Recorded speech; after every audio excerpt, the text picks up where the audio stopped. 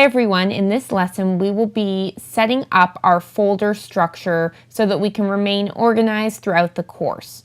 We've provided a downloadable link so that you can download the clips and the other assets that we'll be using to create our video edit in this course. So please make sure that you have all of those assets downloaded. I have my assets downloaded there right here on my desktop in this Nelson folder. And before we get started, I'm going to move these clips and the assets onto an external hard drive. You can choose where you'd like to keep this footage, the assets, and where you'd like to work off of this editing project.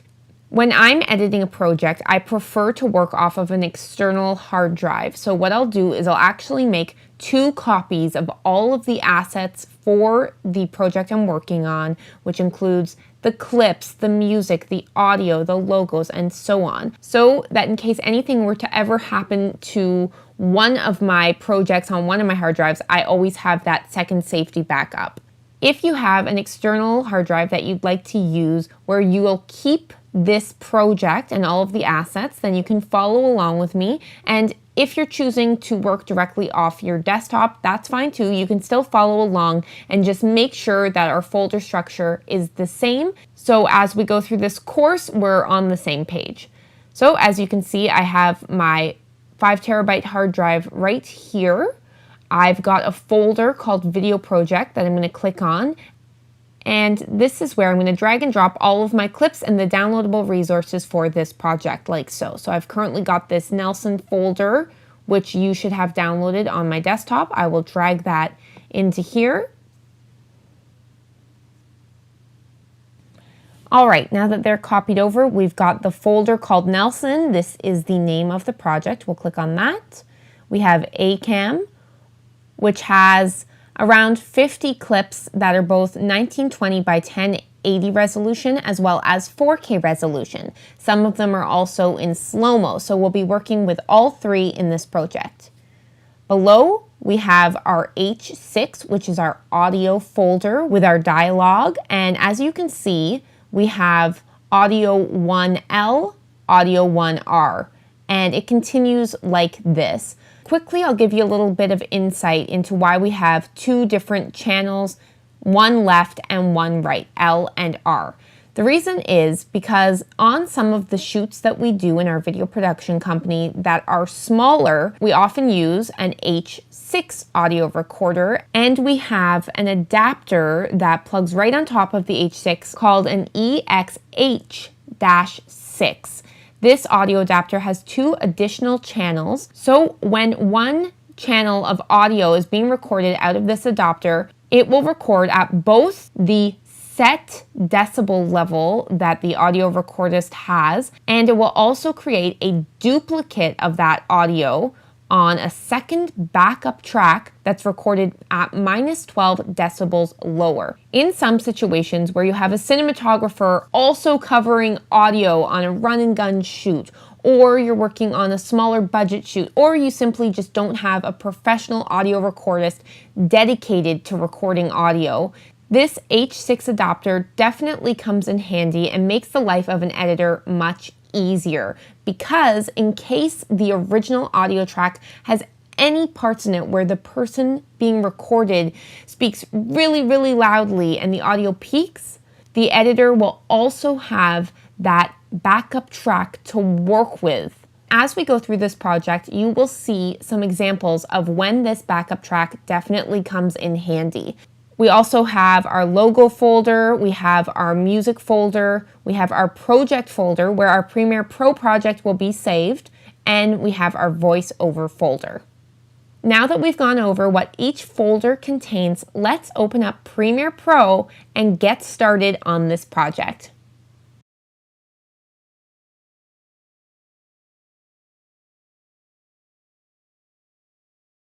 Okay, next I'm going to open up Adobe Premiere Pro, and I'm going to click on the New Project tab here.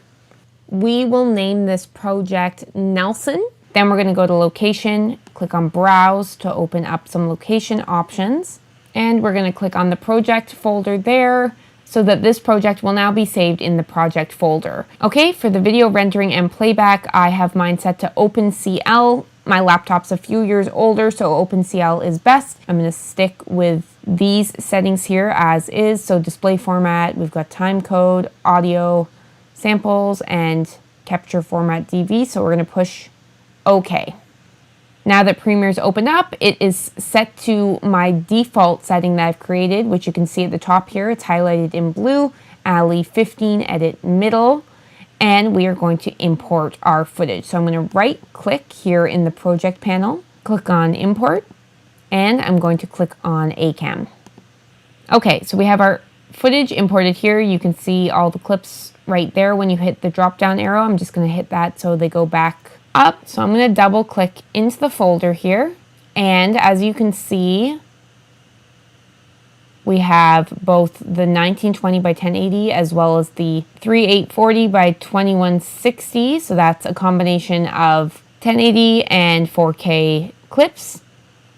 You can also see here the clips that are just these purple little film strips have no audio with them. So these are the B-roll clips, and then if we scroll down, you'll see these clips here with the little green audio symbol indicate that there is audio connected to those clips. Okay, and you can also see that the file structure is a little bit out of order. It starts at 4 here, and you can see down here we've got 1, 2, 3. So I'm just going to click name at the top so that it starts at 1. I'm going to click on that clip, hold down Shift on my Mac, go down to the bottom here, hit Shift, and I've got them all highlighted. Now I'm going to go back up to the top, grab this one, and drag it down onto the timeline. That's brought down all of these clips in the same order that this folder structures in, and it also created a sequence right within this folder. So I'm going to drag that out of the folder and into the project panel. We'll close this folder. And let's rename this sequence by double-clicking on it, all footage. Now, when I did that, it automatically decided what the sequence settings were going to be.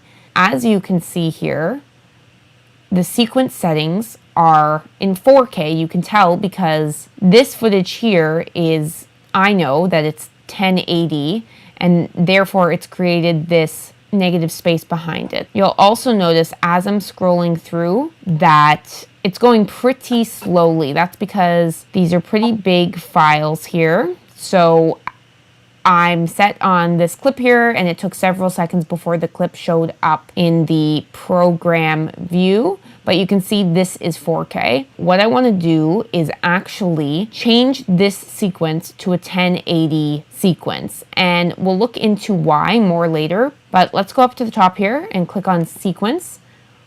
We'll click Sequence Settings, and we're going to go into editing mode here. Click on that, and let's change it to Custom. We'll stick with the time base here of 23.976 frames per second because that's what it was filmed on. And we're going to actually change the frame size to 1920 and tab over to horizontal 1080. Okay, 16:9, yep, that's right. We'll keep these options the same. The audio will keep the same. You can see down here as well that we've got the video previews at 1920 by 1080. Okay, so we're going to click OK. That's fine. We'll click OK for that. So now what it's done is it's actually zoomed in all of the 4K footage, but all of the 1080 footage fits to screen. You'll also notice here that I have a button option that I've added called Toggle Proxies. Proxies make the life of an editor so much easier and more efficient. So if you don't know what proxies are, let's go over them in the next lesson because they will save you so much time and frustration when you're working on an edit.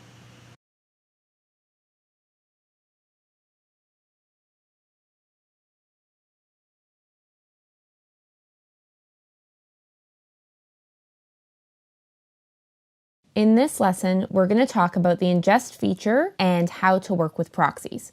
A proxy is essentially a lower quality video file that gives you the option to edit in real time, without having choppy playback. It definitely comes in handy if you're working with larger video files like 4K or 6K footage. If your camera films in true 4K, otherwise known as DCI 4K, or in some situations cinema mode, then you want to use the proxy resolution that is a multiple of 4096 by 2160. So you would take both of those numbers and divide them by 4 and create a proxy out of that number. For this particular project that we're working on, we used a camera that shoots in Ultra HD, which is what the consumer world knows as 4K. If you are shooting in this resolution, then your proxy resolution should be a multiple of 3840 by 2160. So we are going to stick with creating a preset that is a multiple of that, which is 960 by 540. If you're working with footage that's 6K or above, then you're going to want to create your own preset. Go into Media Encoder here.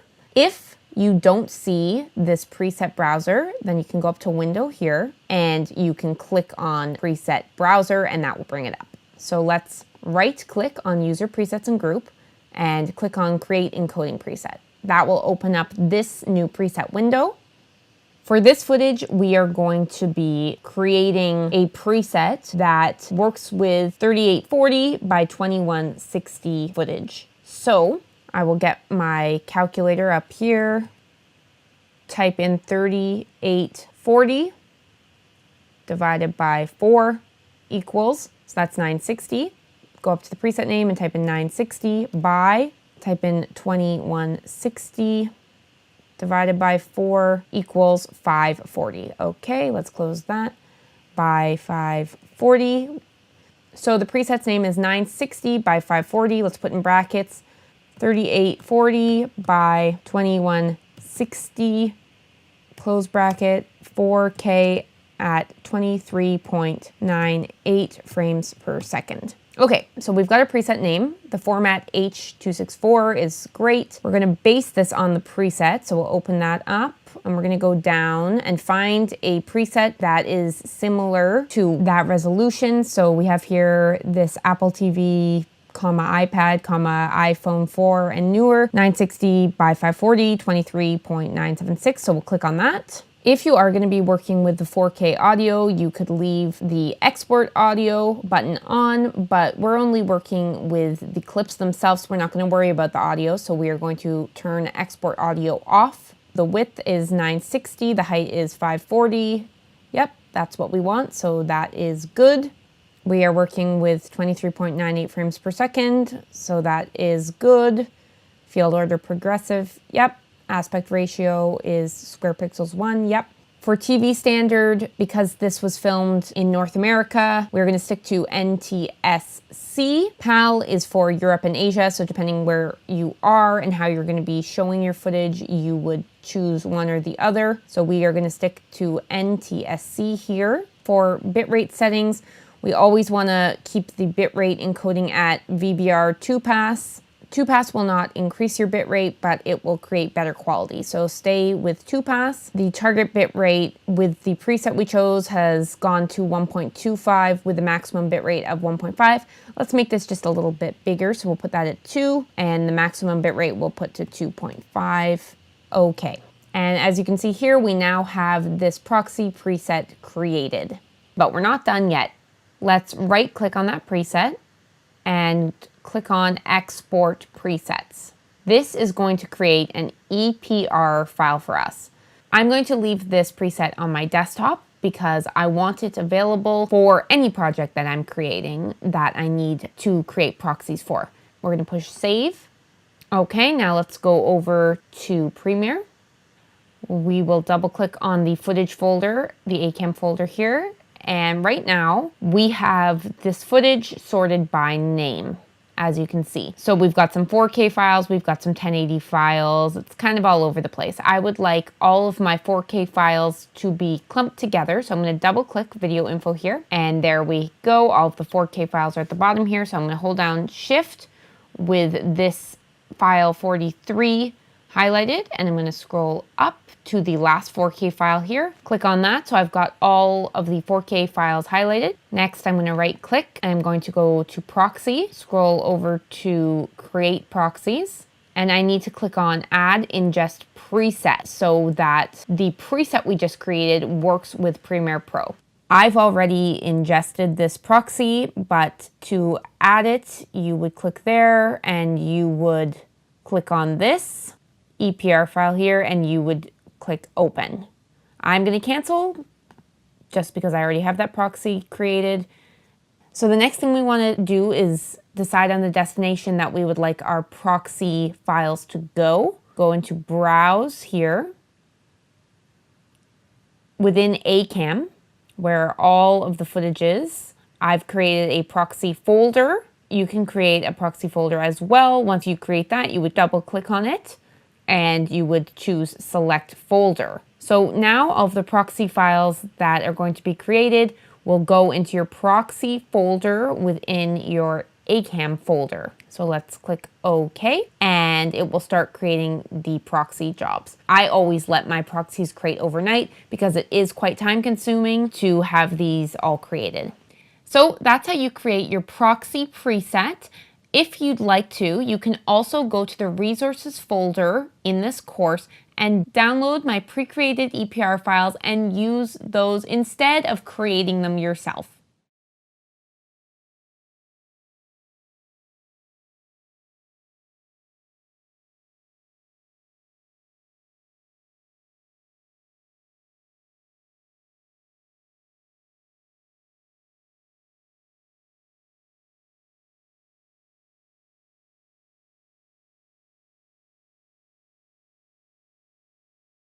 We're in Premiere Pro, and assuming that you've created your proxies, we should now be ready to start working on this project at a much faster pace. But first, let's go over a few quick ways to troubleshoot working with proxies. Let's say you're in Premiere Pro and you're scrubbing through your timeline and you're going through the footage and it's starting to get choppy. Your computer maybe freezes for a few seconds. This could be because somehow your proxies have unattached. This could happen if you've moved the folder structure around. This can sometimes happen if you're working on one computer and then you start working on another computer. So it's very easy to reattach your proxies. We will double click on the ACAM folder here. All of the 4K files are at the bottom here, so I'm going to hold down Shift, highlight it, and I'm going to scroll up to the last 4K file here. Click on that, so I've got all of the 4K files highlighted. You'll just right click, you'll go down to proxies and click on attach proxies. I've got all of the 4K footage highlighted here, so now I'd go to attach and I'd go and find my ACAM folder, and then within there I've got the proxies folder. I click on that and I'd click on one of those and push OK. And it would reattach the proxies very nicely. So I'm going to close the ACAM bin here. The other thing that you need to do is make sure that you have the toggle proxies icon available to click and unclick. So it will be in blue when it is in use, and that's what, as you can see, makes it super easy to scroll through this 4K footage. If I turn this toggle off, that is the proxies being turned off, and as you can see, I'm scrubbing through and the footage is getting choppy and playback is not as smooth and easy as it was with toggle proxies on. So let's hit this plus button here to add the toggle proxies button. As you can see, it's right here. So if you haven't already added this button to your program screen, you can click on it and push OK. Okay, so there it is, and I've turned it back on. Even when you go to export, which we will look at later on, you can still leave this toggle proxies button on. When you export it, that's when you create the bitrate and the resolution that you want the final video to be. So there you have it. That is how you create proxies to make your editing experience in Premiere Pro way more efficient and way less frustrating. Remember, if you'd like to download my EPR file presets that have already been created, you can do so by clicking on the downloadable links that are attached in this lesson.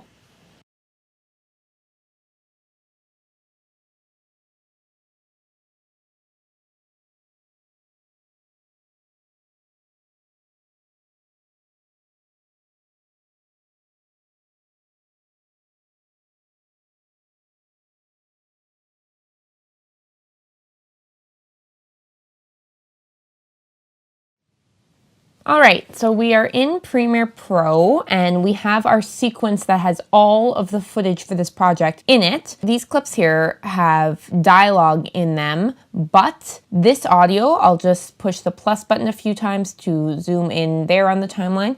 This audio is camera audio, also known as guide audio. We have the H6 external recorder that recorded audio more clearly from the lavalier mic that you can see right up here. So the next thing we need to do is import the audio from the H6. I'm just going to push the minus button on my Mac to zoom back out on the timeline. I will push Command Tab to tab over to the Finder window, and let's drag the entire H6 folder into our timeline. Great, so the next thing that we need to do is sync our guide audio that is attached to the clips with our external audio recordings from the H6. I'm going to move this project panel over, and I am going to duplicate this sequence here, the all footage sequence. I'm choosing to duplicate it rather than creating a new sequence because by duplicating this sequence, so right-clicking and pushing duplicate, this new sequence will keep all of the settings that have been applied to the original sequence so that I don't have to spend time recreating all of the settings for a new sequence from scratch. So let's change the name here to dialogue. All right, so for this dialogue sequence, I'm going to highlight and delete the clips that don't have audio underneath them. Okay, so I'm left with only these 6 clips that have the audio underneath them, and I'm going to show you how to sync your audio with an external audio recorder directly in Premiere Pro. You can also choose to sync your audio manually. This can introduce mistakes. If you're even a hair off, when your audience watches the video, they'll be able to tell that something's a little bit off. So I prefer to use this auto sync tool directly in Premiere Pro. So what we're going to do is hit the arrow to drop down the H6 audio. I'm going to bring in audio 1L onto the timeline, and let's drag this up. I'm going to click the plus button and I'm going to highlight the clip and this audio. The next thing I'm going to do now that these are highlighted is right click on the audio clip, and I'm going to go up to synchronize and push synchronize. Okay, so we want to make sure that audio is clicked and that clip start, clip end, and time code are not clicked. Push OK. And Premiere Pro has done a great job at syncing that audio. So now we have both the guide audio, as you can see here in the blue, and the left channel audio here in the green. Remember, we also have the right channel as well. So now that we have that synced up, I'm going to drag the right channel down here. As you can see, currently we only have 4 audio tracks. You can see that by looking at the left here. Let's add 2 more. So we will right click the audio track there and click on add track. We could also do this faster by clicking add tracks here, and you can choose how many tracks you want to add. So for video, we'll add 0 tracks. For audio, you could add 5 more tracks. We just need the 1, so we will push OK. And let's drag the timeline up. Now, as you can see, we have 6 audio tracks. That's perfect. So we will drag the right channel down more. And the right channel and left channel of audio 1 are the exact same size, which makes it really easy to eyeball where you need that right channel to go. There you go. They line up perfectly, so you know that they will be in sync. Another option that I love in Premiere is the snap option. It's right here. The shortcut for that is pushing S on your keyboard. So the great thing about snap is with it on, I'll just show you, as we are moving this right channel audio and we get close to where the cursor is, it will snap directly to where that cursor is. It makes it very easy to line up things. If we turned it off, so I've pushed S to turn it off, you can see it's off now because it's not highlighted in blue. And we move this around, it doesn't snap where that cursor is, which leaves me guessing. See, I thought I was right, but I was a little bit off. So I have to move it over a little bit more. So I prefer to keep snap on always. So I'm going to push S again. You can see that it's on. Perfect. Now that we have the first clip synced up, let's get the other one synced up. I'm going to speed up this portion of the recording because you get the idea of how to sync this now, and you can follow along as well. One thing to note, if you want to zoom into your timeline on a specific spot, I want to zoom in right here. You have to move the cursor, which is this blue line here, to your next destination on the timeline. If not, I'll show you. I'm going to push the plus button on the timeline. Premiere Pro will automatically zoom into wherever the cursor is. So let's push the minus button to zoom back out, move the cursor to this next clip, and now push the plus button to zoom in. We'll move that over. Okay, I can also add both the right channel and left channel to the timeline and highlight the clip and both audio channels. Right click, push synchronize, audio is checked, and push OK.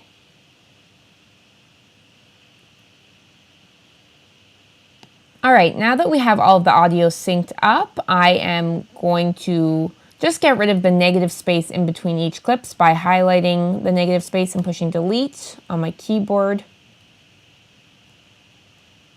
I'm going to scrub over to the very beginning of the timeline here and push the plus button. I know that the left channel of audio, for the most part, is the audio that we want to work with. That's the audio that, when it was recorded, was set to the ideal decibel level for recording. We will only use the right channel audio, which is on tracks 5 and 6, if we peaked anywhere in the left channel audio. So let's mute these top 2 tracks that are the camera audio guide, and we'll mute tracks 5 and 6 so that we can only hear and are going to only be working with the left channel audio for the time being. That is the fastest way to sync your audio within Premiere Pro. And in the next lesson, we are going to look at how to flip and size the 4K images that we have here in our dialogue sequence, as well as trimming out and choosing which dialogue parts we like most for our project.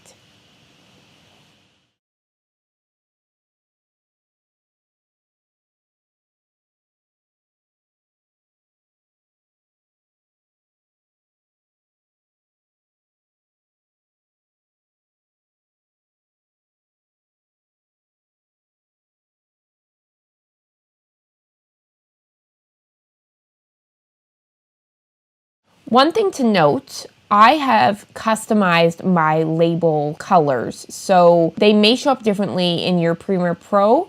If you'd like to create custom label colors, you can go up to Premiere Pro CC, click on that, go into Preferences, and Label Colors, click on Label Colors. And as you can see here, I have customized my label colors. I've got orange, aqua, green, lavender, and so on. And you can change the names of your labels. So let's say that you are choosing your selects, so your best footage, and you wanted the best footage to be highlighted in red. You could go here and type in best. And in blue, you could type in good. You could type in gray, not usable, and so on. You can also go into the color by double clicking it, and you can drag this eyedropper around to choose the exact color that you want for each label. I'm going to push cancel and cancel here as well. So that's how you can create your custom colors for labeling your footage. And now we are going to sort through each of these clips and pick selects. When I have found a clip that I'm happy with, I highlight it in red. You can choose whichever colors work for you to do this, or you can follow along with mine. We will start from the beginning, and I'll push the spacebar on my keyboard. Welcome to beautiful Nelson, British Columbia, where people come for a visit and end up buying a home. This place offers everything from incredible ski and snowboarding mountains to the best local beer you'll ever try. Come check it out with me. This is truly one of the best hidden gems in the world. Welcome to beautiful Nelson, British Columbia, where people come for a visit and end up buying a home. This place offers everything from incredible ski and snowboarding hills to the best local beer you're ever going to try. Let's go explore this beautiful hidden gem. Okay, so between those two, I like the second take more. So I've just hit the plus sign on my keyboard to zoom in, and I am going to highlight this part of the clip here with the footage and everything. Right click, go up to label, and choose red. By doing so, I've indicated that this is the clip that I would like to use in my edit. Okay, so if I push down the down arrow key on my keyboard, it will take me to the next edit point. The waterfront here in Nelson, BC is absolutely stunning, with views of the magnificent Kootenay Lake and Bob the Big Orange Bridge. This is a place that you'll want to stop and take photos. The park is beautiful and you can take long strolls, and the beach is sandy and great for swimming in the summer. The waterfront in Nelson is stunning, with views of beautiful Kootenay Lake and Bob the Big Orange Bridge. It's really a magnificent sight. The park is beautiful, great for playing with kids or taking a stroll by, and the water and beach in the summer is a great place to swim. So out of those two takes, I liked the delivery more in the first take. I thought it sounded a lot more natural, and I liked the choice of descriptive words more in the first take. So I'm going to highlight the first take of that clip and right click, go to label and choose red. Now we will continue on. I'm going to hit space bar on my keyboard. If you don't have time to hike up to Pulpit Rock to get a beautiful view of Nelson, BC, then your best bet is to come to Gyro Park. This place is very easy to access by road. There's a parking lot, and it's a 2-minute walk into this beautiful viewpoint. There are also lots of trails and bridges, as well as beautiful benches to take a seat, enjoy the scenery, read a book, and really experience Nelson, BC. Okay, so we've got the one take of the Gyro Park clip. I'm going to just scrub through it for a second here. Now, I don't love the hand gestures that were made right here and the facial expression, but that's okay because we will use B-roll clips to cover that up. So we will highlight this in red, push the down arrow on the keyboard to go to the next edit point, and push the spacebar to continue. If you're a hiker, then you will absolutely love Nelson. Nelson has trails for beginners all the way up to trails that take 2 days to hike. But I promise you, those trails offer a beautiful view. A favorite amongst locals is Pulpit Rock. It's about a half-hour to 45-minute hike just across the Orange Bridge, and the views are absolutely stunning. If you're a hiker, then you will absolutely love Nelson, BC. Nelson offers everything from trails for beginners up to trails and hikes that take 2 days to get to the destination. But I promise you, when you do those hikes, the view is well worth it. A favorite in Nelson is Pulpit Rock. It's about a half-hour to 45-minute hike. Out of the two clips, the performance in the first take was better. The speech came out properly, and there were no mistakes. The second take at the very end had some mistakes when it came to the wording. So we are going to use the first take here. I'm going to highlight it and put it in red to indicate that we're using it. Let's go back here and just listen to that audio again, because there was a bit of a pop noise close to the beginning. If you're a hiker, then you will absolutely love Nelson. Nelson has trails for beginners all the way up to trails that take 2 days to hike. Okay, so we've got that pop noise there. So one thing that I will show you in an upcoming lesson is working a bit of audio magic. So we're actually going to take a little bit of audio from this second clip here, and we're going to move it and replace the audio with the pop noise in the clip that's actually being used. So we are fortunate that we have the second take to grab some audio from. We'll push the down arrow to go to the next edit, push spacebar. Whether you're just staying in town to enjoy beautiful Nelson, BC, or you're exploring the surrounding areas, the ski hills, the hiking trails, or a yoga retreat, there's so much to do here. This is a traveler's dream and a real hidden gem. Whether you're staying in town or exploring the area, hiking the trails, checking out the ski hill, or going to a yoga retreat, there is truly so much to do here. Nelson, British Columbia is every traveler's dream and a real hidden gem. Whether you're just staying in town or exploring the surrounding area, checking out a hiking trail, the ski hill, or going to a yoga retreat, there is truly so much to do here. Nelson, British Columbia is every traveler's dream and a true hidden gem. Okay, out of those 3 takes, I think I like the first take most. They're all pretty similar, but for now we will highlight the first take in red.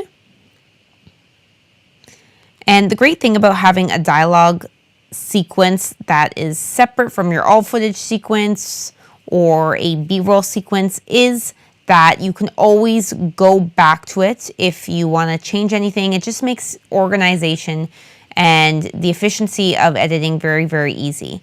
Okay, so I'm going to push the minus key on the keyboard to just zoom out.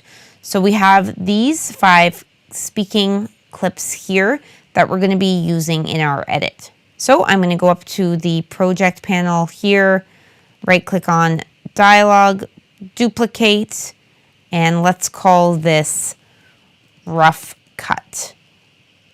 Okay, so we've got the sequence called rough cut. Let's double click on that to open it up. And it is a duplicate of the dialogue sequence. So I'm going to delete all of the clips that we aren't using. There we go, those are deleted. And when I'm ready to replace any of the audio, or if I want to change any of the dialogue clips, I can always just go back into the dialogue sequence here and pick and choose the clips that currently have not been used if need be.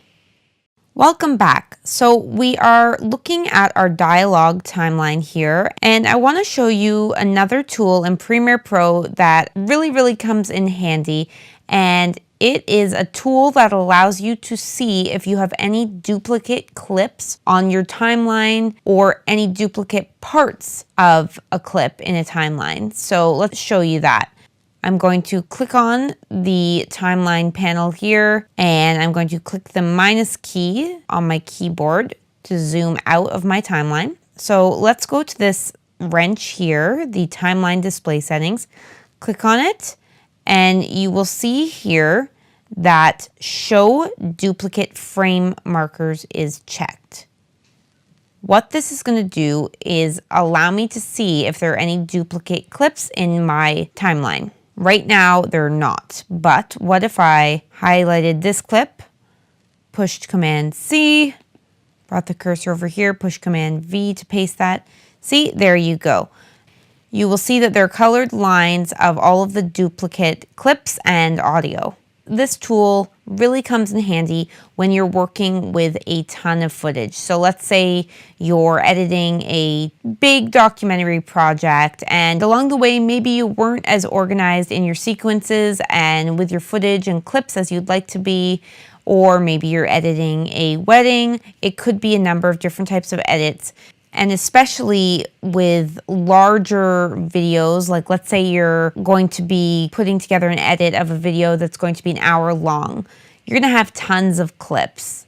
In that situation, when you're working with a ton of footage and you're picking selects and then you're moving around footage to fit in with dialogue, it can be quite easy to grab a multiple clip and not realize that you've used that clip more than once in your timeline. So using this tool makes it very obvious very quickly if you have a duplicate clip or duplicate audio file.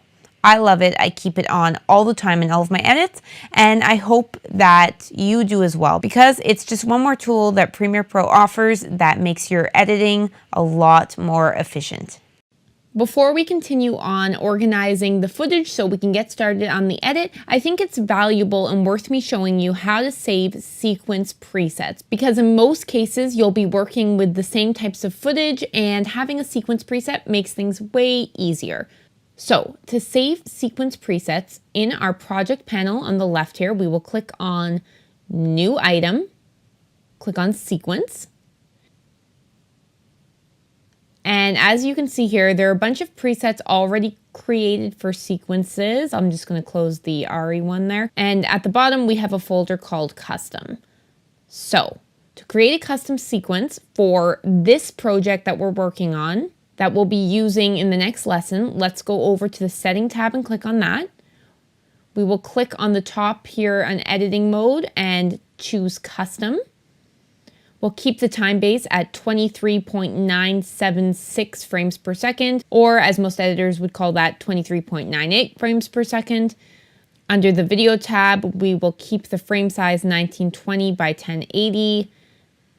The pixel aspect ratio will keep square pixels, brackets 1. The fields will go with no fields as it is. Display format will be 23.976 FPS timecode. In the audio, we will keep the sample rate at 48,000 Hertz. The display format, audio samples, that's fine. Video previews, preview file format, I-only MPEG, that's fine. Width 1920, height 1080. We'll keep composite in linear color clicked. VR properties, projection none. That looks good, and we're going to click on Save Preset. We will call this preset 1920 by 1080 23.98. And this is a preset that we'll be using throughout this entire course, and it's also a preset that you can choose to save yourself, because in most cases as an editor, likely you will be working with 1920 by 1080 footage at 23.98 frames per second. So to save this sequence preset, we'll push OK. And if we drop the custom folder arrow down, you'll see that this preset is now here. We've created this. In the next lesson, we will use this preset. All right, so now we are going to create a new sequence for all of the B-roll clips. We will go in the project panel here, click on New Item, click Sequence, and up pops the sequence presets. So as you can see, we are going to go with the 1080 23.98 sequence. Where it says sequence name here, we will type in B-roll and we will push OK. We will double click on the ACAM folder, and we're going to click on the tab here that says Video Info so that it is organized by the video's info. So by doing that, we have all of the 1920 by 1080 footage first. As we scroll down to the bottom, you can see that we have the remaining 4K clips at the bottom. I will scroll back up to the top of the bin here, click on clip 5, hold down shift on my keyboard, scroll down to the bottom, and click on clip 44, so they're all highlighted. I'm now going to scroll back up to the top, so I'm grabbing the first clip here, and I'm going to drag it down. By highlighting all of the clips in the ACAM bin, and then going back to the top, and dragging them down from the first top clip, it ensures that the organization will appear the same way it does in this bin as it does in the timeline. And you can check that by seeing that the first clip up here is clip 4 if we go into our timeline, You can see it begins with clip 4. I will close the ACAM bin. And next I'm going to delete all of the clips that have dialogue. You can tell because they are the clips with the waveforms. I'm deleting them because right now we are going to be focusing on the B-roll. So highlighted, and we'll delete those. And before we move forward with scaling down the 4K clips and choosing selects, I'm going to show you a tool that I use often in Premiere Pro that I absolutely love, and it is called Ripple Delete. The Ripple Delete tool is great because it very quickly removes all of the empty or negative space in between your clips. So what we're going to do is in the project panel here, click on New Item. We will go down to Color Matte and click on that. Push OK in this window that's popped up. And as you can see, the color that's selected is black. That's fine. We'll push OK. We will choose a name for this new matte. We'll call it black. Push OK. Next, we will drag down this color matte onto the V2 track. I'm going to put my cursor close to that new color matte and push the plus key on my keyboard. Okay. I've made sure that this color matte is all the way at the very beginning of the sequence, and it's aligned with the first clip. I'm going to push minus on my keyboard, and you'll see that this little red tool comes up while I have the black color matte highlighted. This is going to allow me to drag the color matte all the way out. And you want to drag it past this last clip so it kind of hangs over the end there. Next, we will highlight all of the clips on the video track 1, drag them up to video track 2 where the black matte is. While they're still highlighted, we will drag them back down to V1. And now we're going to highlight the matte on video track 2. Once it's highlighted, right click on that and go up to Ripple Delete. And there we go. That has removed all of the negative space in between each of these clips. That's how you use Ripple Delete to get rid of empty spaces quickly on your timeline. In the next lesson, we will look at how to scale 4K clips, and we will choose our select clips for this video edit. All right, we are in the B-roll sequence, as you can see, because the title is B-roll up here on the timeline. What we're now going to do is scale all of our clips that are 4K clips. In the last lesson, we organized the clips in the ACAM folder, starting with the 1920 by 1080 footage and ending with the 4K footage. So as we look on the timeline and scrub through, the majority of clips at the beginning and most of the clips on the timeline are 1920 by 1080. As we zoom in close to the end of the timeline, we'll assume that this first clip is 4K. We can double check that in a few ways. First, I'm going to right click on clip 1 here, and I will go to Reveal in Project. Click on that. As you can see in the project panel here, it has highlighted that clip and revealed it. So let's just drag this panel over here. And sure enough, when you check out the video info, this in fact is the first 4K clip in the timeline. You can tell because it's 3840 by 2160, and the one before it and all the way up is 1920 by 1080. So I know that clip 1, I'm going to just push minus on the keyboard, all the way to this last clip here on the timeline are 4K. What I'll do is, while clip 1 is highlighted on the timeline, I'm going to go to the Effect Control panel, click on Scale, and I'm going to type over 100. So I'm going to type 50. Click away, and that has scaled down this clip 50%. This is the scale size we will be working with for all of the 4K clips. So we've scaled them down 50% of their original size so that we can see the entire clip in our 1080 timeline. And the great thing about shooting in 4K but editing in a 1080 timeline is that you can choose to punch in or out of any of these 4K clips while still having very high quality footage. The next thing I'm going to do is, now that we have clip 1 scaled to 50%, I'm going to right click on it, push copy.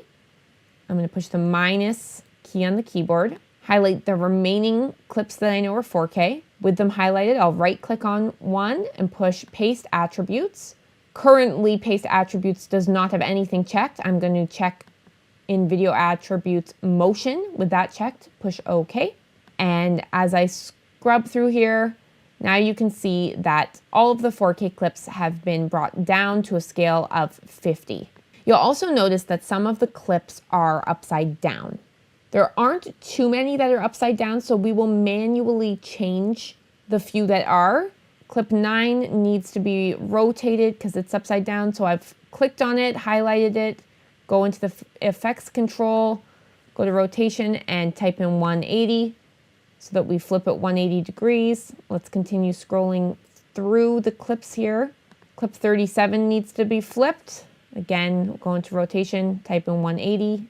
We've got it flipped. 39 needs to be flipped 180 degrees, and so does clip 40.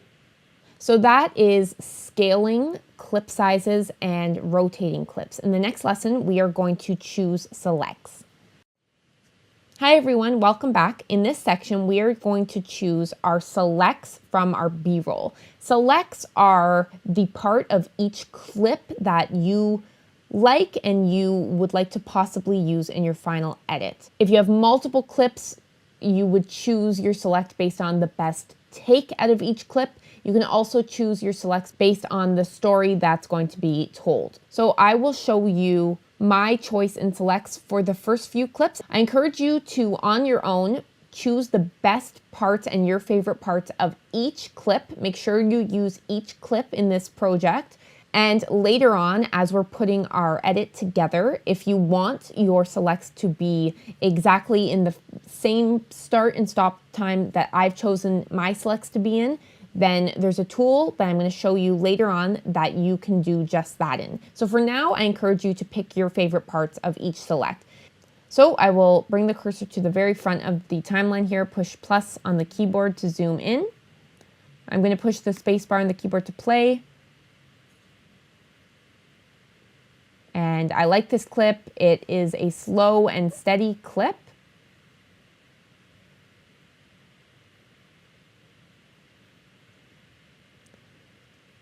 I'm going to watch it all the way through and it looks pretty great until the end where the camera drops down. So we'll just scrub back.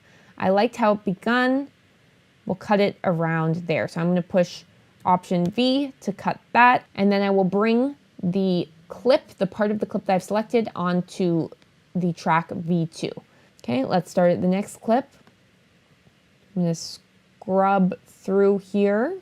Okay, I like how this clip looks up until it starts to go into the darker green trees. So I will push Option V with my cursor there and bring that up. All right, now I'm going to speed the video up so you can go along and choose your selects like I'm doing. And when we've chosen all of our selects, we are going to highlight them all in red.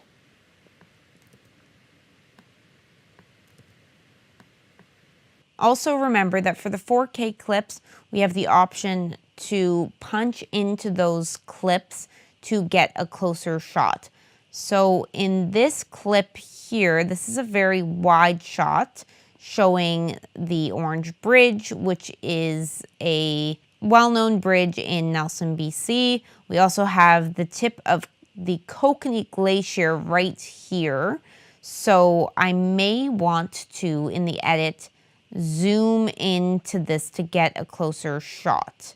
I'll show you that quickly, just to give you an idea of the possibilities that we have in the edit. So I'll go up to Effect Controls, Scale, and type in 100. Okay, so that's how close we can go into this footage without the end result looking blurry or low quality. So that just gives you an idea of what we have to work with. Let's push Command Z to undo that. Zoom in and we will continue on with our selects. Okay, so now that we have all of our selects of each clip on the video track 2, I'm going to highlight all of them, right click on one, go up to label and choose red.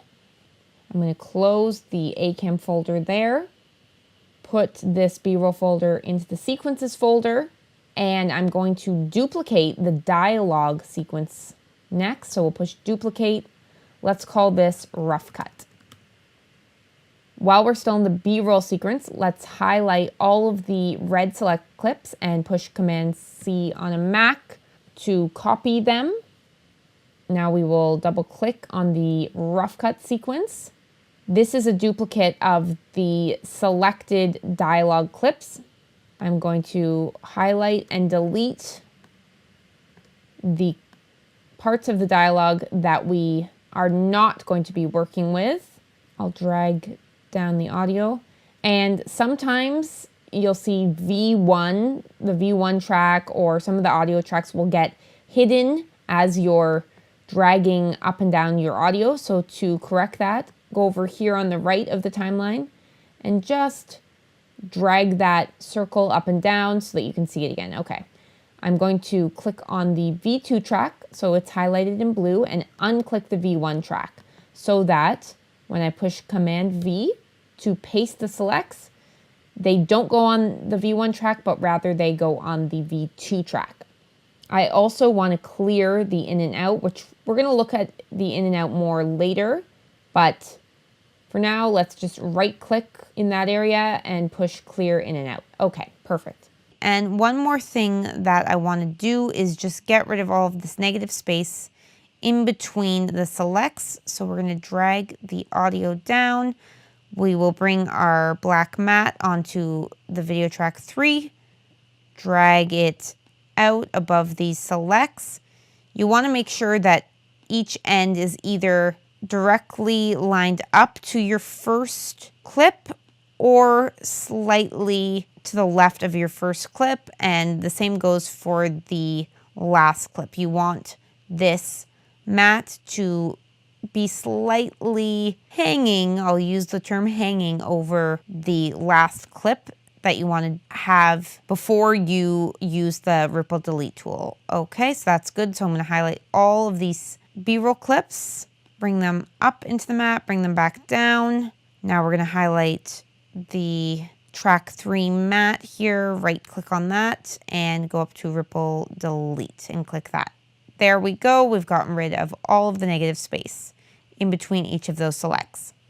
In the next lesson, we are going to move the select clips that go with each part of the dialogue. So first, we're going to get very organized with our edit, and we're going to start placing clips in certain places. And then as we go, we will start refining the edit, adding some creativity, and making this video that we're working on together fantastic.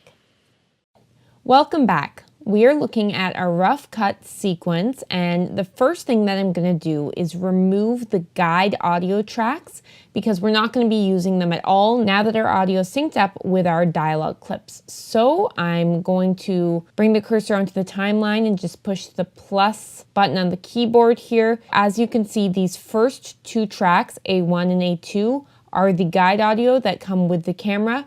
We are going to remove those. So I'm going to right click on the audio 1 track and click delete track, and all of the audio tracks below that bumped up. So again, you can see there's still one more audio track of guide audio, the audio that came with the camera.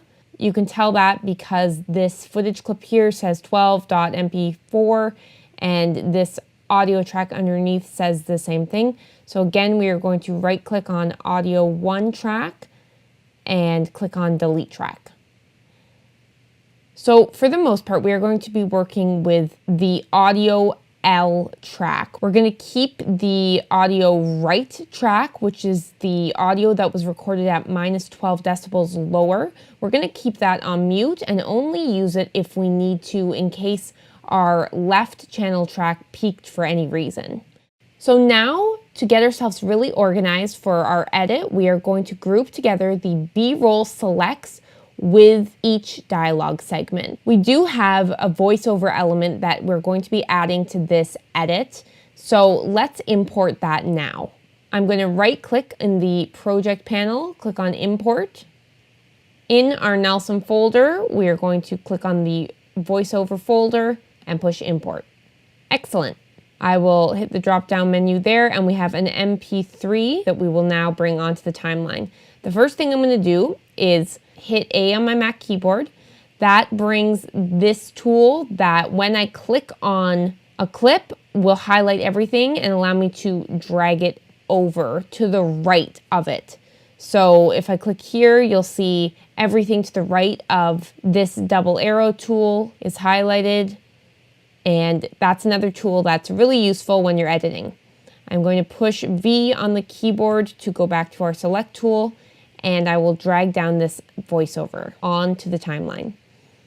Feel free at any point in this course to pause a lesson and listen to the dialogue again so that you've got it in your head and you've got a feel for what kind of clips we're looking for. Or if you need to pause it for any other reason, then that is a-okay, and in fact, it's encouraged. In future lessons, we will play out the audio and all of the dialogue, but for now, I will give you a quick overview of what this voiceover says. It's intended to go at the beginning of this edit, and it talks about how the town of Nelson is tucked away in the Selkirk Mountains.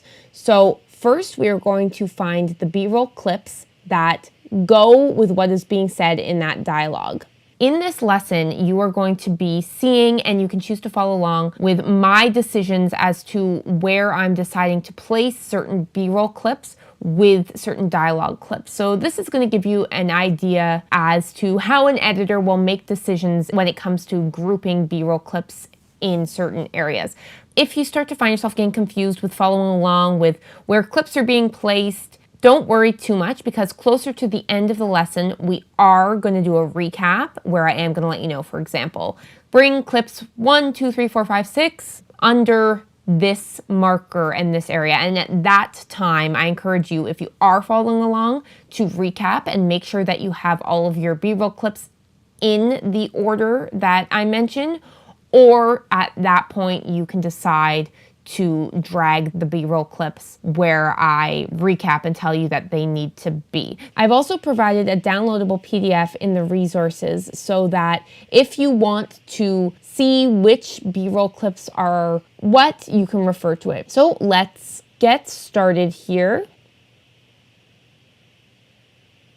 Those first 4 1920 by 1080 clips are the Selkirk Mountains, and they go with this voiceover. So I've highlighted them and dragged them over top of the voiceover. Those are clips 4, 5, 6, and 7. I'm going to push A on my keyboard and drag over that dialogue more to the right. We will continue scrolling through our B-roll.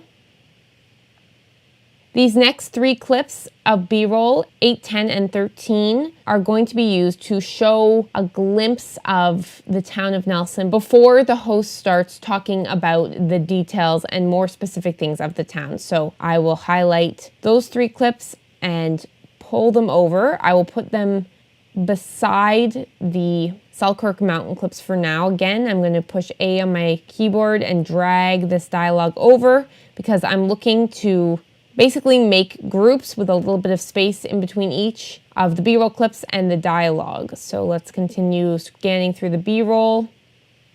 I'm not sure what I'll do with these next few clips, but I see here we've got some hiking clips. So I'm gonna just drag 17 down onto the V1 track. So I remember that's the first of these clips I want to use. We'll continue scrolling through. These next 4 clips, 17, 18, 19, 20, are clips of hiking. This clip here, number 19, is Pulpit Rock. That is the destination that the host talks about hiking to, so that will go along with the hiking clips. And clip 20 is the view from Pulpit Rock. So these 4 clips go together. I'll just bring 17 back up on V2, highlight those 4 clips, push Command X on my keyboard. The 4th clip with dialogue on it is talking about Pulpit Rock and hiking. So I'm going to highlight and drag these 3 dialogue clips over. As you can see, I've got V2 track highlighted in blue and not the V1 track, so I can push Command V on my keyboard so that those clips go over the hiking footage. And I'm going to drag this 5th dialogue clip over more. That's great. We will continue scrubbing through this footage. Clip 24 is a shot of the viewpoint from Gyro Park, which is another place that the host talks about. So let's scan through. These 3 clips, 24, 25, and 26, are B-roll shots of Gyro Park. So I'm going to just move 24 back up, highlight 24, 25, 26, push Command X, and I will hover over the dialogue that is associated with Gyro Park, which is the 3rd dialogue clip in. It's right here, and I'm going to push Command V to paste those 3 B-roll clips that associate with Gyro Park right there. I will highlight that grouping and just move it over a bit. We will continue scrolling through our B-roll. 29, 30, 41. Those 3 clips are Lakeside Park, which is another talking point. So I'm going to hold down Shift. Holding down Shift on my keyboard allows me to highlight all 3 of those clips. And now I'm going to push Command X on the keyboard to cut those clips. And this clip here with the bridge and the waterfront behind it also have dialogue talking about the park. So I will push Command V. Let's put some more spaces in between each group. Space them out a little bit. Okay. I'll go back to this first grouping, and I'm going to move over clips 8 and onward and push Command V, because these mountain shots will work nicely with those first few mountain shots. Just get rid of the negative space there. Okay, so as we're starting to organize, it's getting a little confusing. I know this footage really well, but if you don't know the footage so well, it might be challenging to remember where everything is. So another great tool that Premiere Pro has that I use often when I'm editing projects like this is the marker tool. So let's push M, and as you see, it created a marker. That's all fine and dandy, but let's use this marker and take it a step farther by holding down the Option key on our keyboard and now dragging that marker out. Now we don't need to have the Option key held anymore, and we're going to just drag that side of the marker out as well. Next, we're going to double click on the marker and we're going to name it. We're going to name each group to make it much easier to navigate and to find the clips that we need to find. So this first group we're going to call Selkirk Mountains and push OK. And just to recap, we have 4, 5, 6, 7, 2, and 3 clips within Selkirk Mountain. These next set of clips are shots of Nelson. For now, let's call the marker that we're going to create Nelson Views. I'll push M, hold down Option on my keyboard, drag this marker out, double click on it, and we'll call it Nelson Views. Okay. In scrubbing through the B-roll selects, I did see a few other Nelson Views, so we will go back to the B-roll. For now, because I know that we don't have a specific talking point about these B-roll clips of the waterfalls and the trees in the road, we are going to put them within Nelson Views. Okay, so let's grab clips 14, 15, 16, Command X on the keyboard. We'll go over to Nelson Views and push Command V. Let's drag those to the left of the timeline a bit more, and we'll drag the marker to the left a bit more. Let's continue scanning through the B-roll. Clip 27 is a Nelson View. I'm just going to drag that down to the V1 track. Clip 45, we will consider a Nelson View with the City of Nelson sign. 46 and 47, we'll consider Nelson Views. 9 and 11 are Nelson Views, so we'll drag those down to V1. 38 is a very popular, well-known bridge in Nelson, so we will consider that Nelson View, pull that down. Let's drag the Nelson View B-roll clips that I've just brought down to V1 together. We'll now highlight them, Command X. Let's move all of that footage over. Now we'll push Command V, delete the negative space there. I'll push A again to move everything to the right of the Nelson views over. Now I'll push Command V on my keyboard and we'll drag this marker out more. Okay, let's go through the remaining B-roll clips. 21, 22, and 23 are part of Gyro Park, which is a talking point. These clips could also be transition points, which we'll talk about more when we're putting our edit together. But for now, for the sake of organization, we will label them as Gyro Park. Highlight them, Command X. There's Gyro Park, so we'll push A to move everything over to the right of it. Command V. This first talking clip, number 12, is an intro clip, which also shows the host.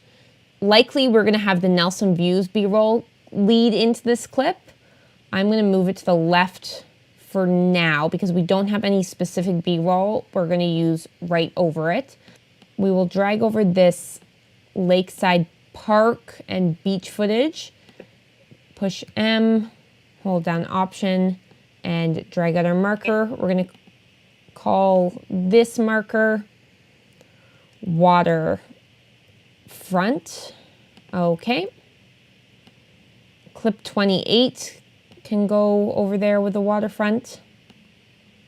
This is a really nice shot. The camera movement's beautiful and the sun flare's lovely. The composition's great. So this is going to be a clip that we'll probably use at the end of the video to end it strongly. But since we're not 100% sure where we're going to be putting it yet, we will put it with the other waterfront footage for organization purposes.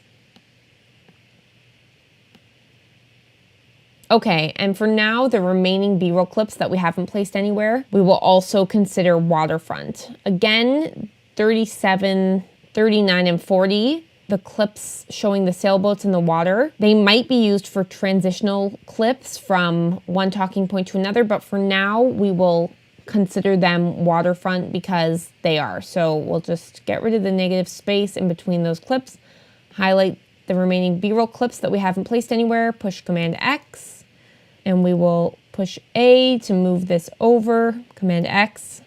Let's drag the waterfront marker over that. This is the dialogue. Push M, hold down Option to drag out that marker, double click on the marker, call this intro dialogue, push OK. Over here to the right of the waterfront marker, let's make another marker, drag it out, double click on it. This is going to be called Gyro Park, G-Y-R-O for gyro. Just going to move those clips over a little bit. The hiking clips are next, so we'll push M, hold down Option or Alt on our keyboard to drag the marker out. We'll call this hiking. Over here, we have our final clip. We'll push M, Option to drag that marker out, double click on the marker. We're going to call this outro dialogue. Okay. All right. Before we move forward, let's do a quick recap of where all of the clips and the dialogue goes so that we're on the same page. All right, so first under the Selkirk Mountains marker, we have clip 1, clip 4, 5, 6, 7, 2, and 3. Underneath that, on the audio tracks, we have the Nelson voiceover. Underneath the Nelson Views marker, we have clips 8, 10, 13, 14, 15, 16, 27, 45, 46, 47, 9, 11, and 38. The third marker on our timeline is the intro dialogue. This is clip 12. Next marker is called Waterfront. We have the dialogue clip 34, and our B-roll clips are 29, 30, 41, 28, 32, 48, 49, 50, 37, and 39. Under the gyro park marker, we have the dialogue clip 36, the B-roll clips 24, 25, 26, 21, 22, and 23. Remember, if we're moving too fast, pause and go back and review. And we also have the downloadable PDF in the resources folder that you can follow along with, just to make sure you're on the same page with where the clips are organized and where they've been placed currently. Moving along, under the hiking marker, we have the dialogue clip 42, B-roll clips 17, 18, 19, and 20. And finally, we have clip 44, which is the dialogue piece under the outro dialogue. Okay, so you know what? We've called this sequence rough cut, but this isn't actually the rough cut. We've organized all of the footage, all of the selects, and we've labeled all of them so we know what they all are now. But we aren't going to create our rough cut in this sequence. So let's go up to the project panel, drop down sequence. We will double click on the rough cut sequence, and we're going to change the name of this. We're going to call this Organized Selects. Click off that. Okay. So now as we're creating our edit, if we ever need to go back and reference any of the select clips, we can do so by referencing this sequence.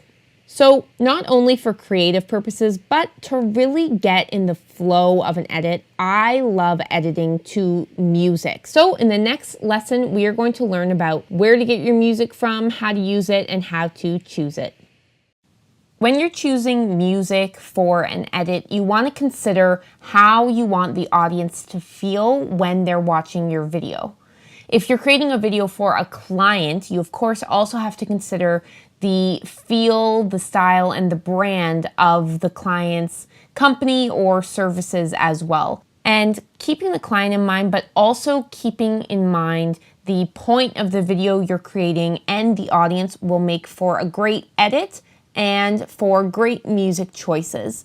In the particular edit that we're working on, it's featuring a small town in the middle of mountains. It's got a wilderness, naturey sort of feel. There's adventurous things to do in this town, and it's a very charming town. It's a town that many people would travel to get away from the busy city life. So the music that's going to work well for this video edit is music that's naturey, that has a nice ambient feel.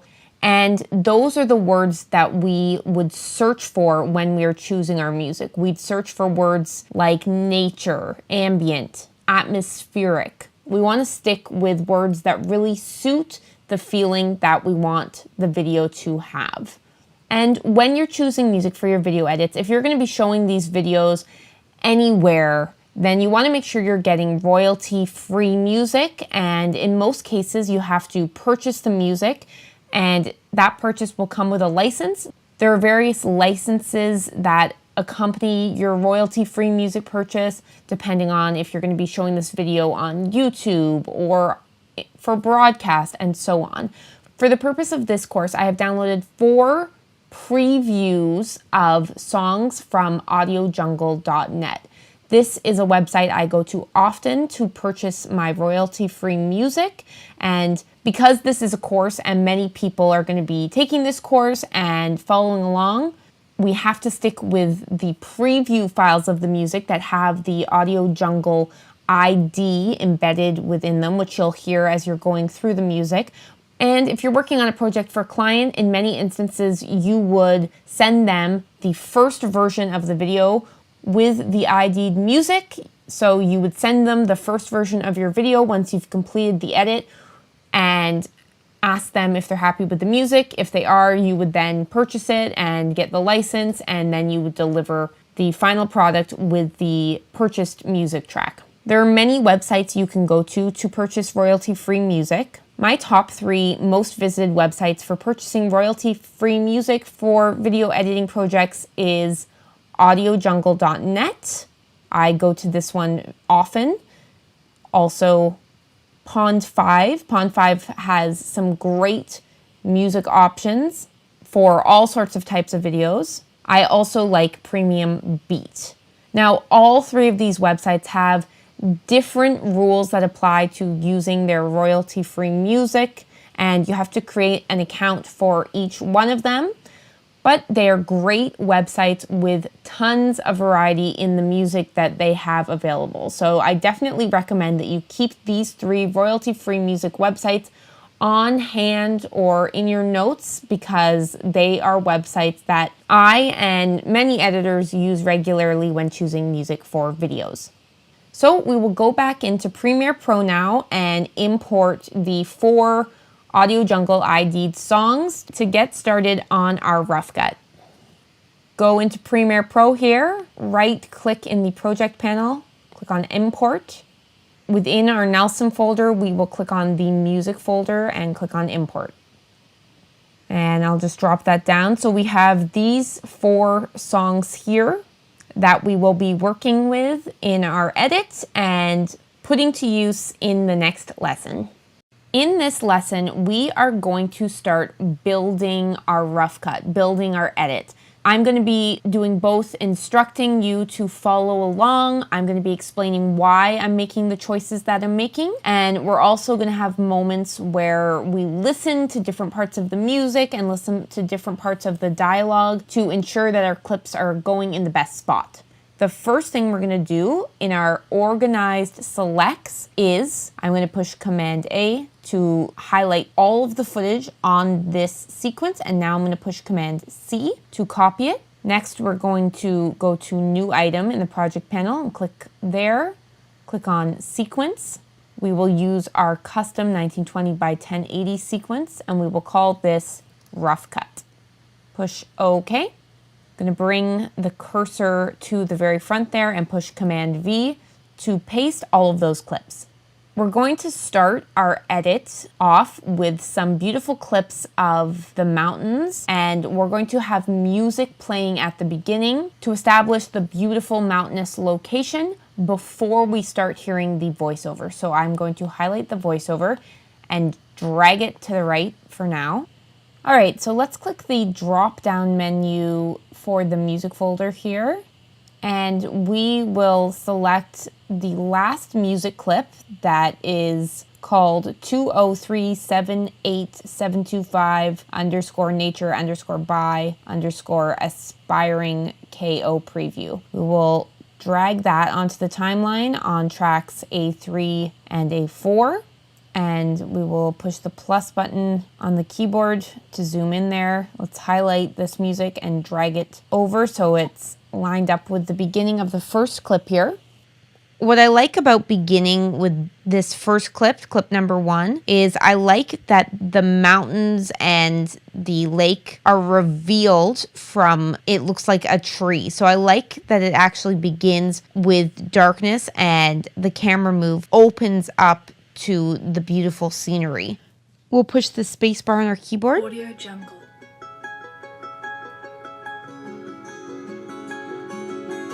At 6.15 seconds into this clip, you can follow along by looking at the time code to the left of the timeline here. The camera move ends, and that's also a good time in the music to cut into the next clip. So I'm going to grab the end of clip 1 and drag it over. Let's move clip 4 over, and we'll start from a few seconds back on clip 1 and continue along.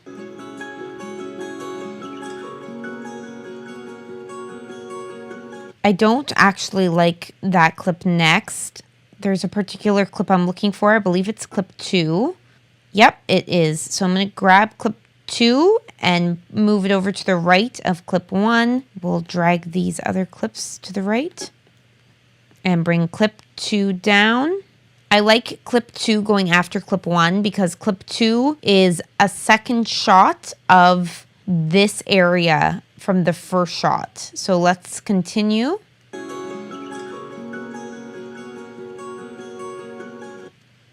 going to just scrub through here to a point that I like. We'll drag that part of clip 2 down and bring it beside clip 1.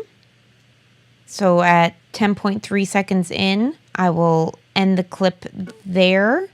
Next, we'll drag clip 3 over beside clip 2. Push plus on the keyboard to zoom in. And I'm going to scrub through here. I think the clip will actually begin nicely here. So we just have a little bit of this land on the left showing. I'm going to drag in that clip so it begins right there. Move that on to V2. Audio Jungle.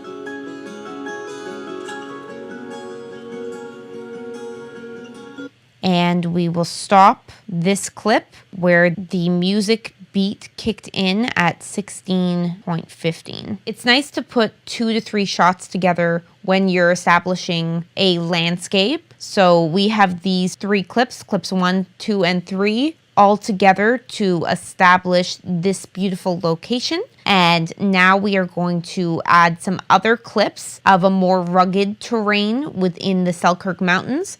So we'll move clip 4 over. And I'm going to scrub through that.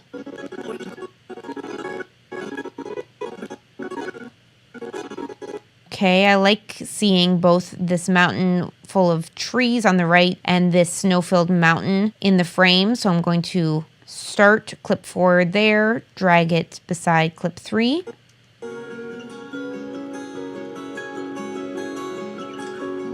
Audio Jungle. And we will end that clip where the music again kicks in here at 23.4 seconds in. We'll move clip 5 over. And I like seeing this tree here framed on the right so we can see the mountain in the background here, as well as the beginning of this mountain here. So I'm going to drag that part of clip 5 over, and clip 5 will begin there. We will drag that beside clip 4.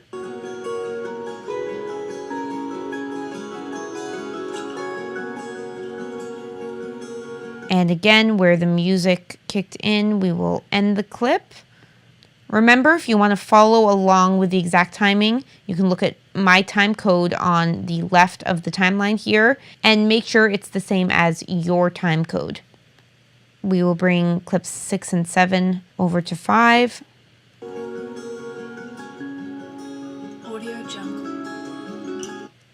I'd like to see the beginning of this clip start with the tree lined up where the rule of thirds are. If you're not sure what the rule of thirds are, imagine a grid placed over this clip. So it would be a line here, 2 lines here.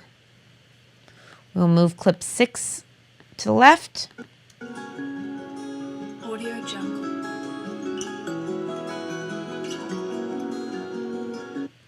I really like how this shot reveals the white tip of the mountain here. We will drag clip 7 over to where the cursor is at 36.8 seconds in.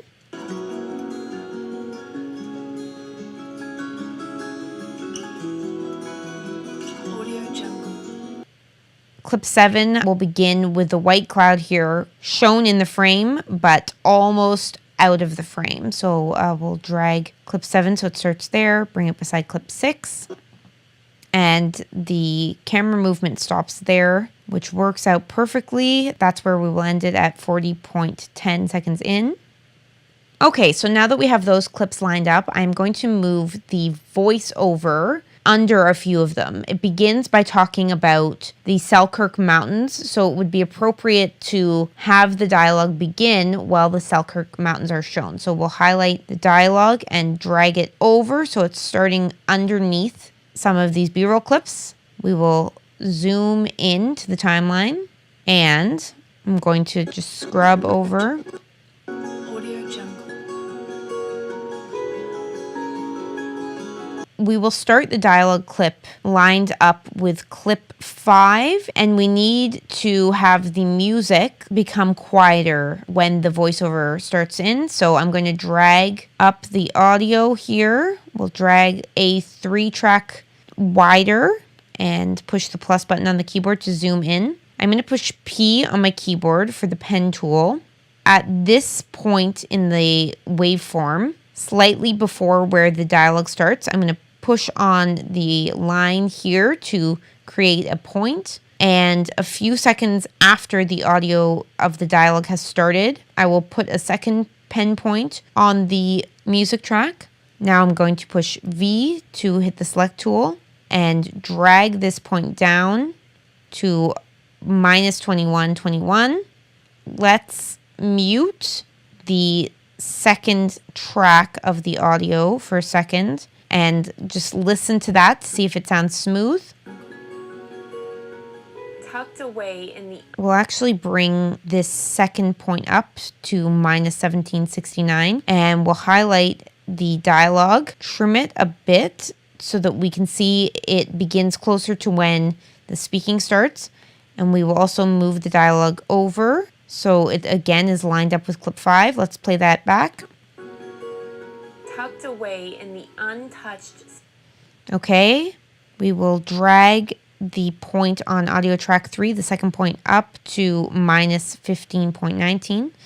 Let's drag audio 3 track up, drag out audio 4 track, unmute it, and now with audio track 3 highlighted, we're going to right click on that, click on copy.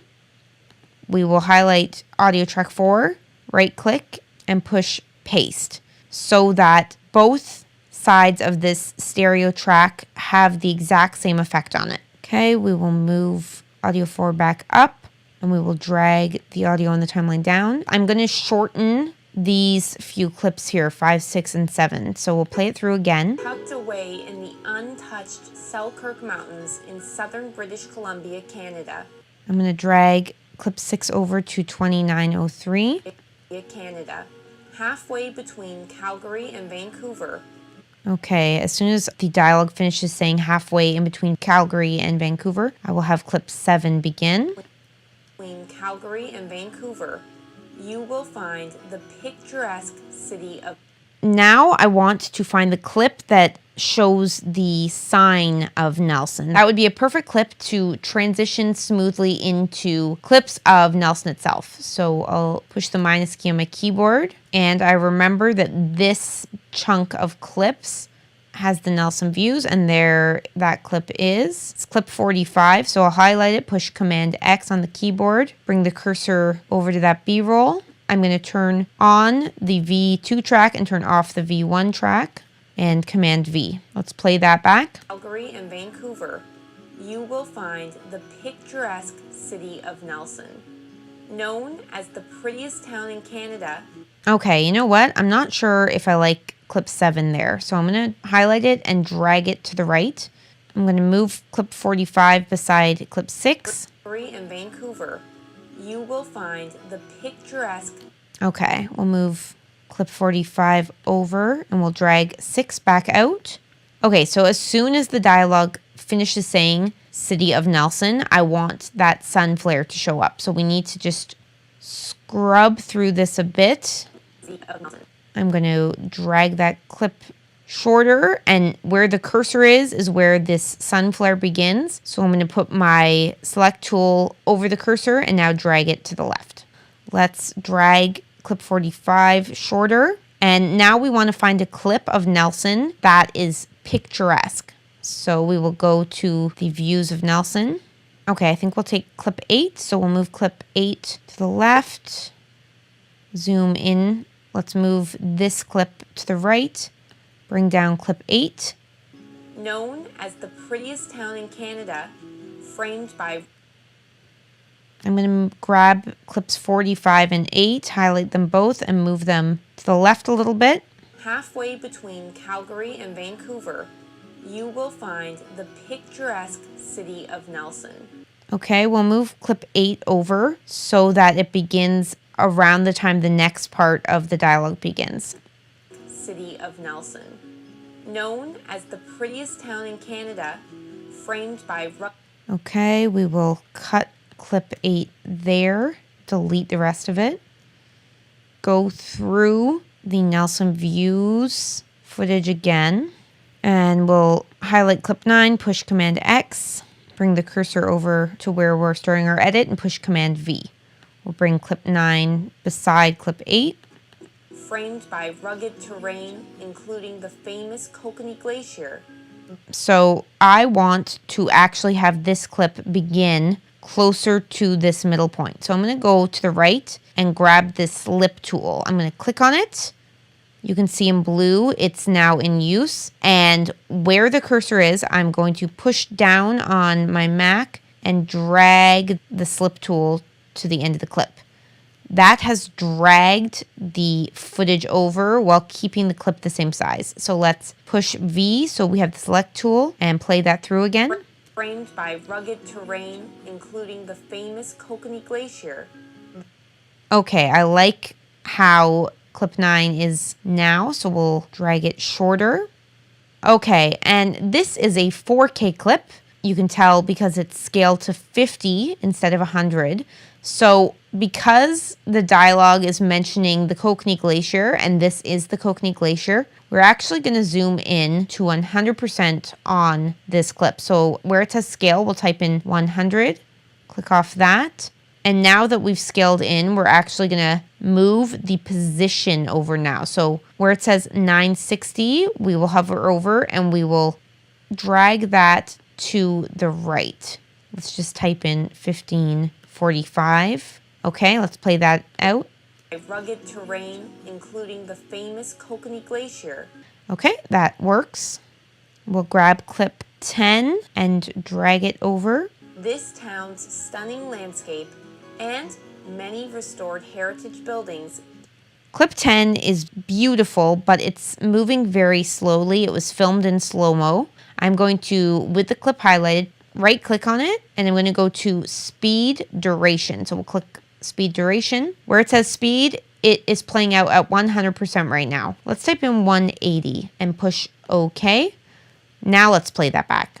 This town's stunning landscape and many restored heritage buildings. Okay, so we've hit the spacebar to pause there. That speed looks pretty good. So we will drag that clip down so it ends at 0.15 seconds. And we will continue working on this project in the next lesson. All right, so now that we're getting into the rhythm and the flow of putting this edit together, we're going to continue placing the clips in order of where they fit best. We're going to pay attention to the music and the beat of the music. So we cut our clips on the beat. And once we have all of these clips laid down, we're going to go back over them to fine tune them and to adjust them so that we're getting the best part of each clip shown for our video. Okay, I back over them to clip 13 here. So I'm going to push C on my keyboard and cut that beginning part, drag it over to show up next in our sequence. Okay, just after the voiceover says and, I will begin clip 13. And many restored heritage buildings give it the look and feel of... Okay, so we will end this clip when the voiceover says feel.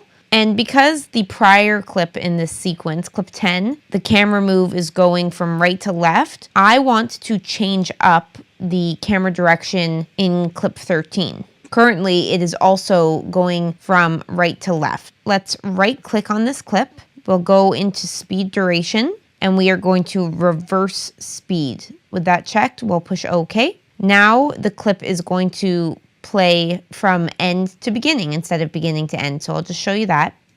And many restored heritage buildings give it the look and feel of... Great, we will continue on. We will grab clip 46 and move that over.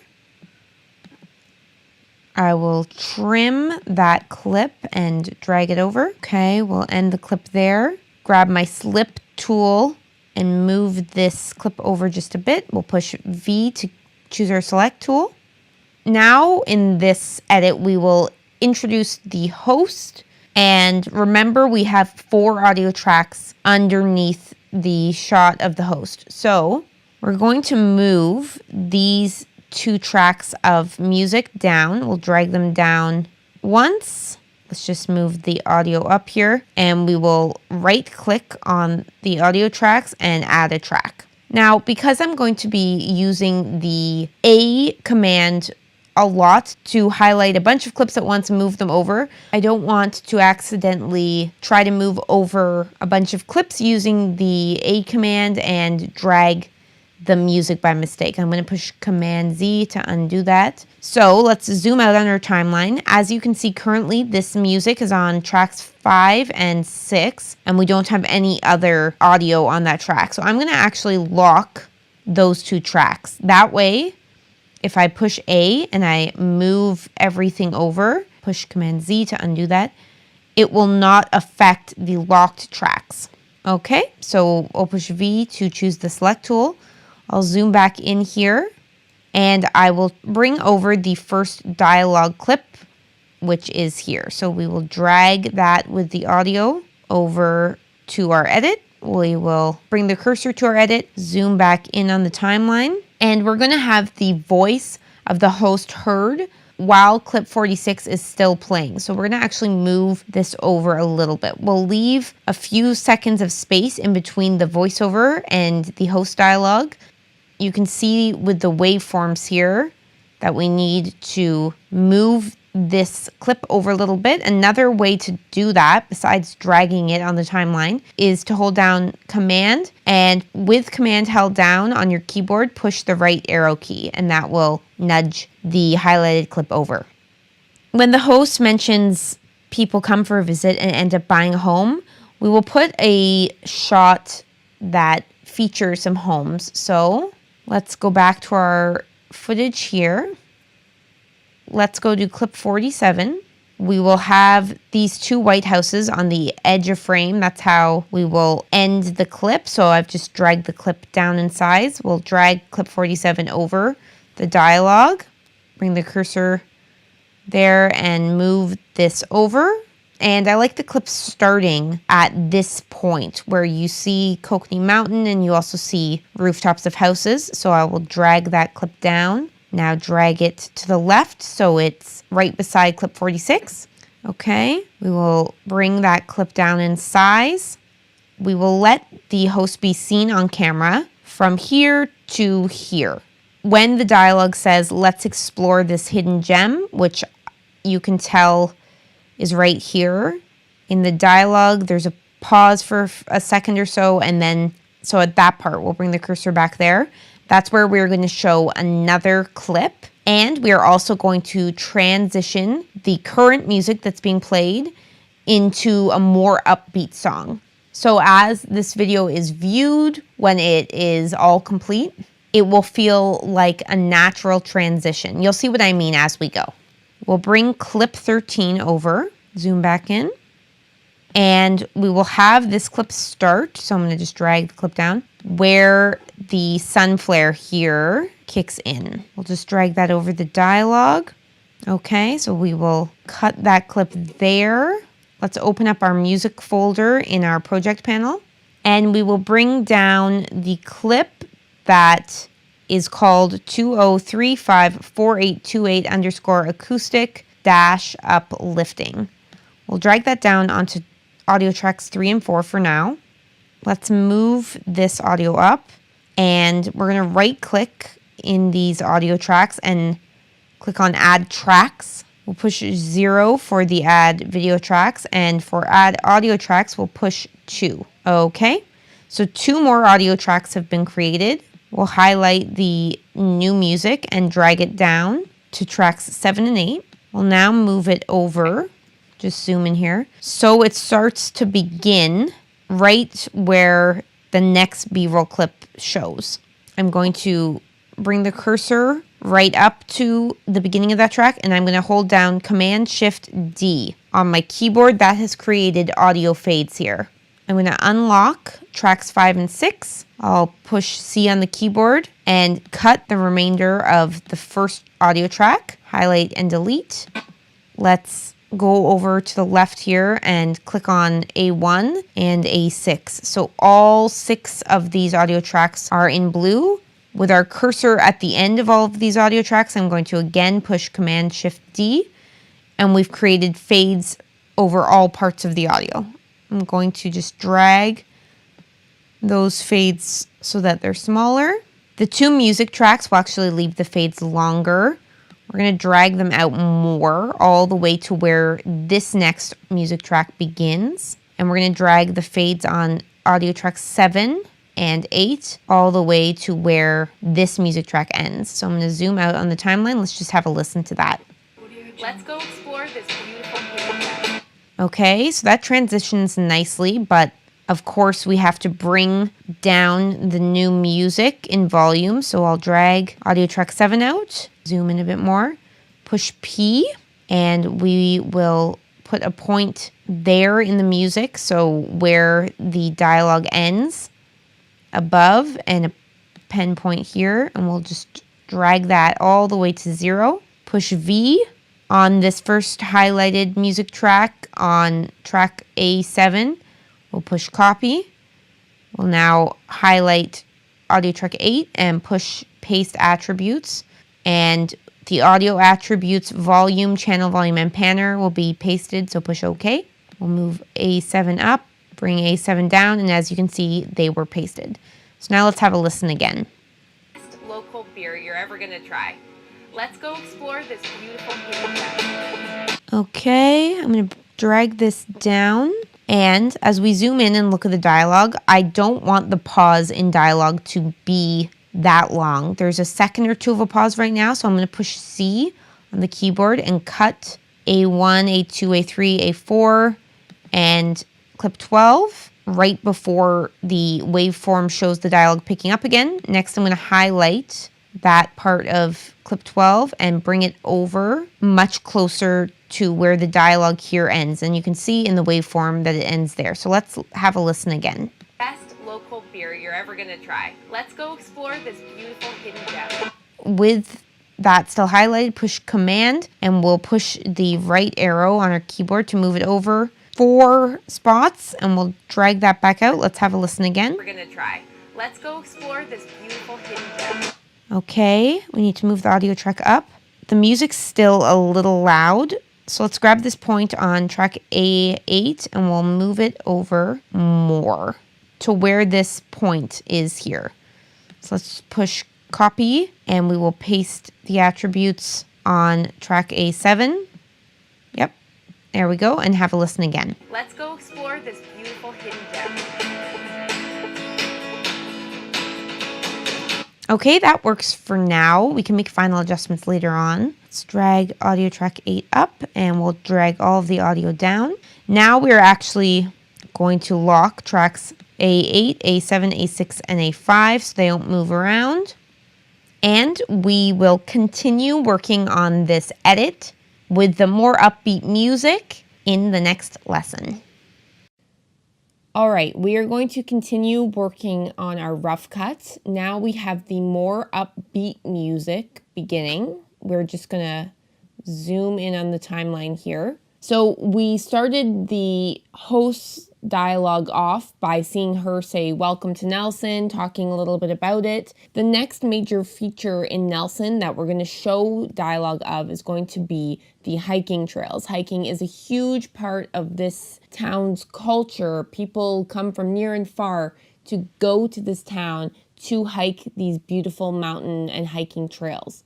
So we are going to use a few transitional clips leading up to the hiking clips, and then we will get into the host talking about the hiking trails and some of the most popular hiking trails.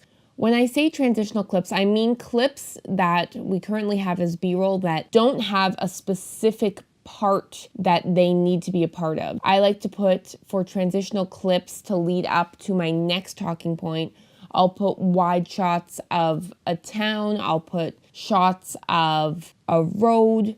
They're more neutral shots that take you from one part of an edit, where in this case, one part of the town is being featured and they transition you to the next part. So I'm going to zoom out on my timeline and we will cut clips 14, 15, and 16, Command X, and bring them beside clip 13 here, Command V. Push Command left arrow to nudge that over. I'm going to move this clip 7 over to the right more. And now we're going to find the host talking about the hiking trails. That is clip 42 with the dialogue.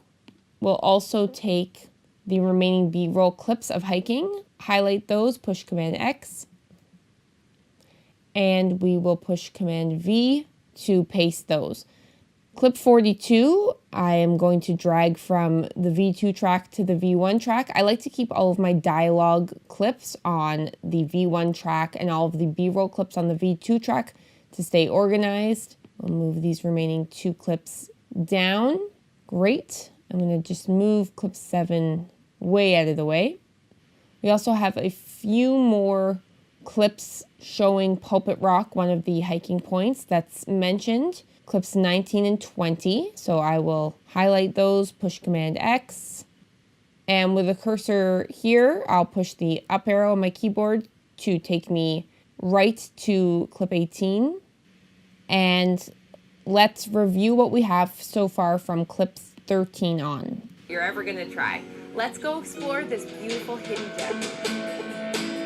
Where the second beat kicks in this new song we have here, let's move clip 14 over to, so the cut happens on the beat. We'll just play that back.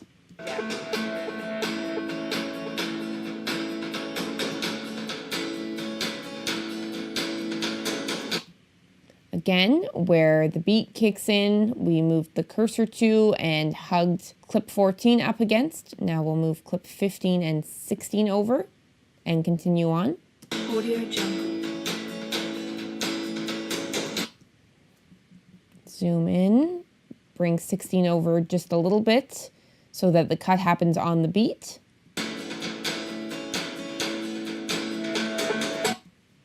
And again, you can see in the waveform with most songs where the beat kicks in if you want to just double check to be really accurate. So we've zoomed in. Right here where this point comes up, we will bring clip 16 to. Let's zoom back out. Highlight this next chunk of clips here and we'll bring 42 up to there.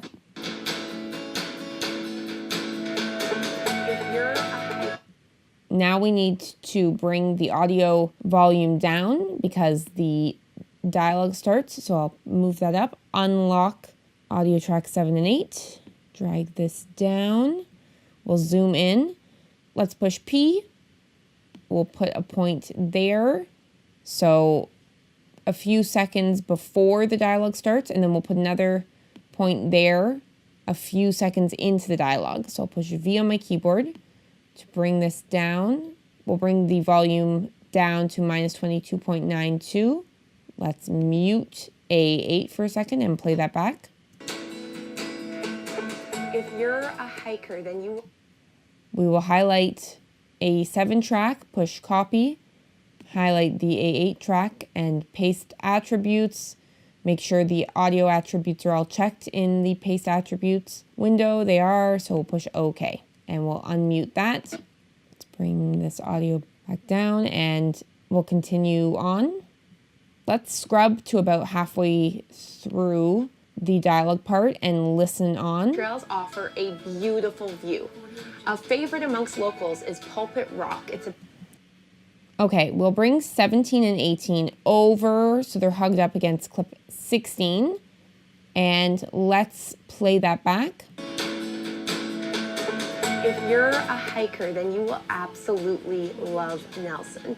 Nelson has trails for beginners all the way up to trails that take 2 days to hike.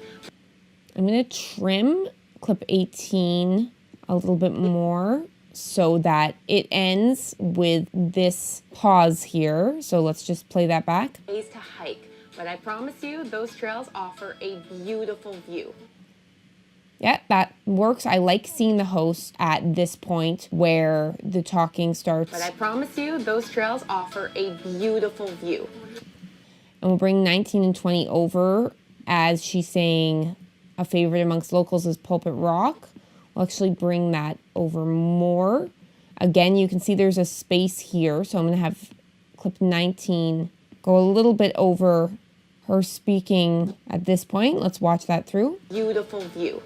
A favorite amongst locals is Pulpit Rock. It's about a half-hour to 45-minute hike just across the Orange Bridge, and the views are absolutely stunning.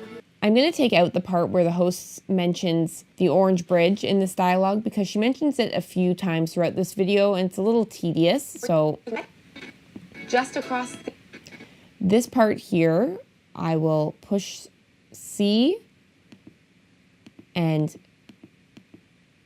cut just across the Orange Bridge, and the views just across the Orange Bridge out. So I'll push V on the keyboard, highlight clip 42 in those audio tracks, and push delete. Now I'll highlight the rest of this clip and bring it over. Let's have a listen back. About a half-hour to 45-minute hike, and the views. Okay, that dialogue's a little too close together, so I'll push Command and the right arrow to nudge it over 3 frames, drag that out. Okay, I'm going to turn the eyeball off for a second on the V2 track over here. So now it's off and you can see clip 42 underneath. Absolutely stunning. As you can see, the host, it's a little awkward on that last line because she's starting to walk away as she's still speaking. It just looks awkward. So we're fortunate that we have some of this beautiful B-roll. I'll turn the eyeball back on V2 to cover that up. This is also a B-roll clip of the viewpoint that would be seen if you were up at the top of Pulpit Rock, so it works out perfectly having this as a B-roll clip. This clip is a little slow compared to the pace of the music, so I'm going to highlight it, go into speed duration, and let's speed it up 50%. So the speed's currently 100%. Let's type in 150 and push OK and watch that back. Hike, and the views are absolutely stunning. Okay, and I've stopped the cursor on the next beat in the music, so I'll just drag that B-roll clip out more, zoom out, and we will continue on with a few more transition shots leading us into the next talking point, which talks about Gyro Park. The reason we're putting the dialogue that talks about Gyro Park next is because it flows nicely after talking about the hiking points. The Gyro Park dialogue mentions if you can't make it up to Pulpit Rock, then you can come to Gyro Park to catch some great views. Because we just had Pulpit Rock mentioned in the dialogue before, talking about another hiking point fits in nicely. So this is the Gyro Park clip with all the B-roll. For Gyro Park, I'll highlight all of that, push Command X, bring my cursor back over to the edit. We'll highlight V1 and push Command V. Just move that over. Clips 21, 22, and 23, we are going to use as our next transitional shots. We'll highlight those and move them up beside 20. And we'll move 36 with the audio. We'll move 24 over as well. So 21, 22, 23, and 24 are clips that were filmed within Gyro Park. So there's clip 23 is a wide shot showing the bridge that we just saw in 21 and 22. And then clip 24 is a clip of the host looking out at the viewpoint in Gyro Park. So that will work nicely with the talking point starting around here. We'll move that over to where the beat in the music kicks in. If you don't have time to hike up to Pulpit Rock to get a beautiful view of Nelson, BC, then your best bet is to come to Gyro Park. This place is very easy to access by road. There's a parking lot, and it's a 2-minute walk into this beautiful viewpoint. Where the host mentions beautiful viewpoint, we'll bring 25 and 26 over. There are also lots of trails and bridges, as well as beautiful benches to take a seat, enjoy the scenery, read a book, and really experience Nelson, BC. So I like how that plays out. We will drag the audio up. So what we haven't done yet is bring the audio volume up when the dialogue piece stops in between these two dialogue tracks. So again, we'll drag down 7, push the plus key, and where this first dialogue bit ends, let's push the pen tool. We will put a point pretty close to where the dialogue ends. There's still a few words being spoken, and then we'll bring it another point there shortly after it finishes. Let's zoom out. Okay, so we're gonna put pen point there, pen point there, pen point there, and there. And we'll zoom in on our timeline. Okay, I'm gonna push the V command so that I can move these pen points over. I'm gonna just drag it over in the timeline a little bit more and drag this pen point over a little bit more. We've got it at -2292, and we've got the pen point underneath the last word. The second point we'll bring back up to 0 decibels. Let's play that back. We'll mute A8. We'll actually move this point to where the beat kicks in. Great.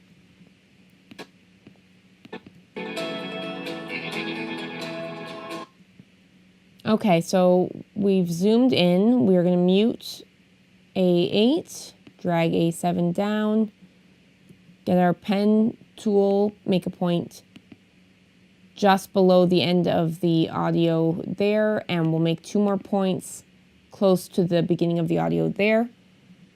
I'm going to push V on my keyboard for the select tool, and I'll drag this second point here up to 0 decibels. If you have any trouble getting it exactly 0 decibels, you can hold down Option key while you're dragging, and it makes it stick better. So we've got that good, and we will go over here, drag this point up as well to 0 decibels. Now let's play that out. Absolutely stunning. We'll actually bring this second point over to the beat that kicks in there. Point over to this.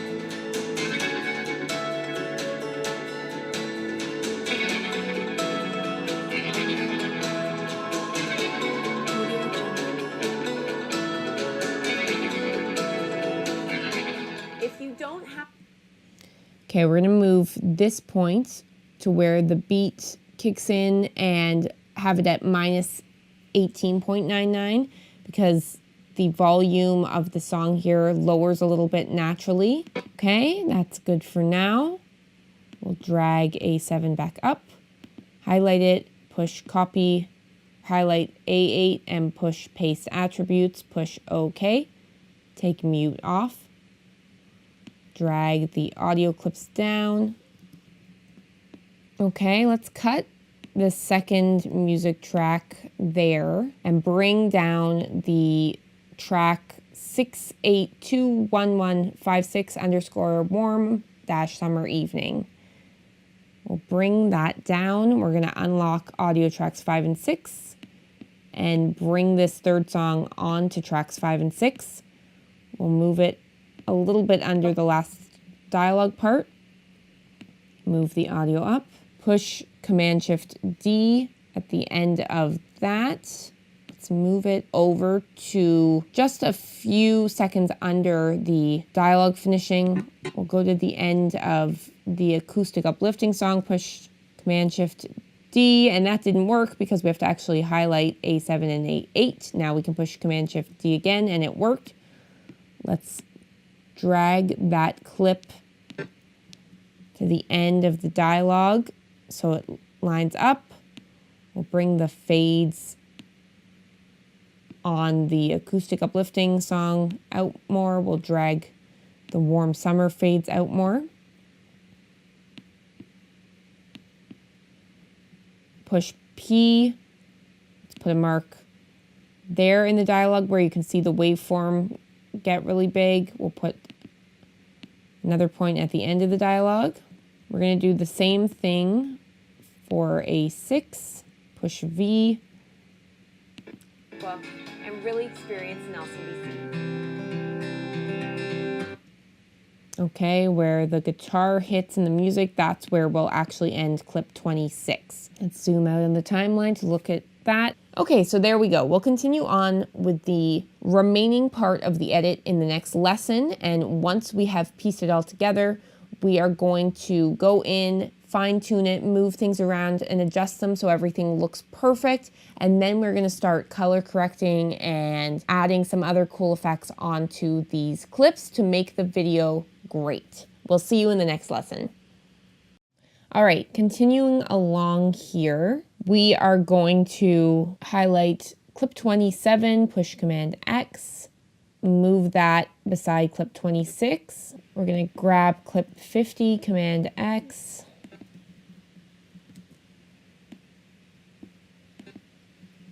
Grab clip 41 and bring it over. Grab clip 32 and bring it over. Make sure 32 ends on the music beat.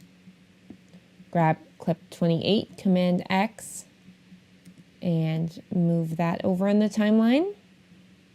Now we're going to highlight the dialogue clip 34, push Command X. Turn on the V1 track and push Command V. We'll grab clip 38, Command X. Let's turn V1 off. We're going to move 34 halfway underneath 32.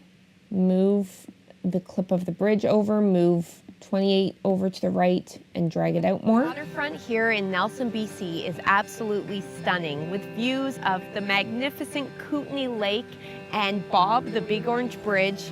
This is a place that you'll want to stop and take photos. After listening to clip 34, I think I'm going to change up the dialogue a bit. So let's open up our dialogue sequence. We'll go in there. So I actually, after watching it through, like the second take talking about the Kootenay Lake more. So we're going to highlight that, push Command C on our keyboard, go over to the Rough Cut tab, highlight the current clip 34, delete it, turn V1 on and push Command V.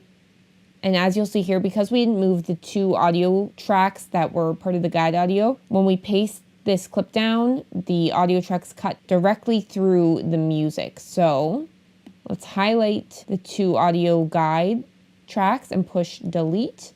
Now we'll highlight the remaining audio tracks and drag them up. Let's highlight the right half of the music and push delete. Grab this left half and we'll drag it open again. Great.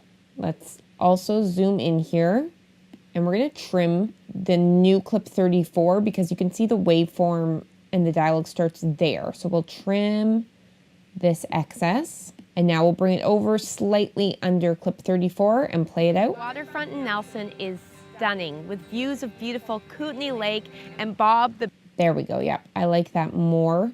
So we'll drag 38 over to cut some of clip 28. Now we're going to push Y to bring up our slip tool and we're going to drag that to the left in clip 28. Now we need a clip of the park.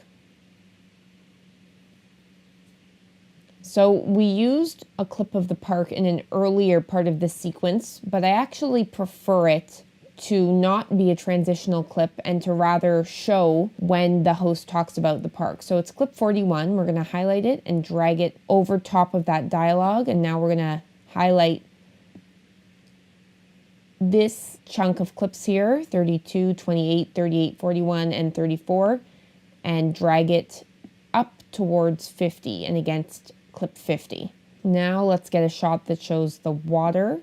There we go. We'll take clip 30, push Command X on clip 30. Let's unhighlight track V1. So we have completely covered up the host speaking there. We're not going to see her. We're just going to have the B-roll clips over the talking part. This will feel a little bit better because earlier on we have voiceover and it's the host's voice. So having what feels like voiceover again with B-roll clips just kind of gives this edit a well-rounded feeling. So we'll continue on with a few more transitional shots of the waterfront. We'll grab clips 37, 39, and 40, highlight them and push Command X. Go back to our edit, and I think we'll actually put 39 beside 30 here and move 37 to the right. We'll now grab the final dialogue piece, clip 44, push Command X with it highlighted, turn V1 back on and push Command V.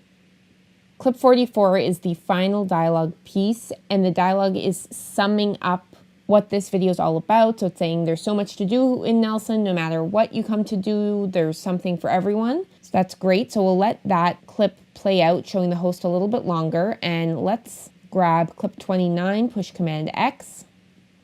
We'll turn V1 track off, and about a third of the way over on clip 44, we'll push Command V for clip 29.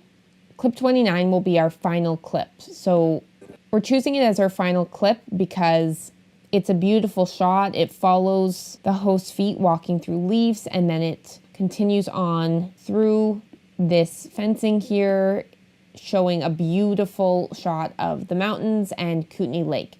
This is also a great spot because this clip holds on the lake for a few seconds. This will be a great shot to end with and put our final logo. So we have a few extra B-roll clips. I'm going to just delete the negative space in between them. We can scan through here. So we'll highlight those 4 extra B-roll clips and we won't use them. We have to bring the music track down underneath the audio here. So we're going to move the audio track up. Let's work on audio 6. We'll push the P on our keyboard, put some points there. Zoom out, put a few more points here, close to each set of dialogue, because we're going to be bringing this music down. So we will push V on our keyboard, zoom back in, and this second point close to where the dialogue begins we'll bring down to -16 for now. We'll do the same thing over here at -16. We'll go to the next dialogue part and drag the second point in down to -16. Okay, so we're going to drag the second point in to the point in the music that kicks in. Let's mute A5. When you put the 2 points to bring the music volume down, when you put them a little bit before the dialogue and end that transition a few words into the dialogue, it creates a more natural feeling then. For example, let's just bring this point over here and show you what this would sound like if we brought down the music before the dialogue started. The waterfront in Nelson. That's a more amateur thing to do. When you're starting out, you might bring the music down right before the dialogue starts, but it doesn't feel and sound as natural. Your viewers will watch this video and it will be more noticeable that the volume on the music's brought down. So by having it transition down more slowly as the dialogue starts, it will go unnoticed. And when you're editing, sometimes you want things to just go unnoticed and feel natural as opposed to being noticed and feeling a little bit off. So I'm going to push Command Z to undo that so that the transition of the volume going down stays the way we originally had it. Let's play the end here. You're taking a stroll by and the Okay, we're going to move this point over a bit and this point to the right a bit as well. great place to swim. Okay. Whether you're just We're going to move this point. Let's trim clip 44 so that it begins right on the dialogue. And we'll move it over a little bit to the left. whether you're just staying in Okay, we're going to move this point in the music over a little bit as well so the transition starts earlier. And there we go.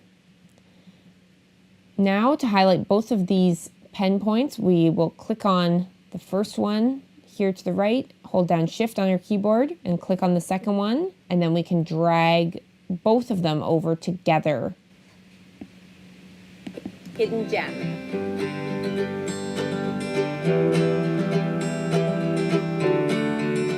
Audio Jungle. Okay, let's drag this clip down, push Y on our keyboard for the slip tool, Let's drag this clip over.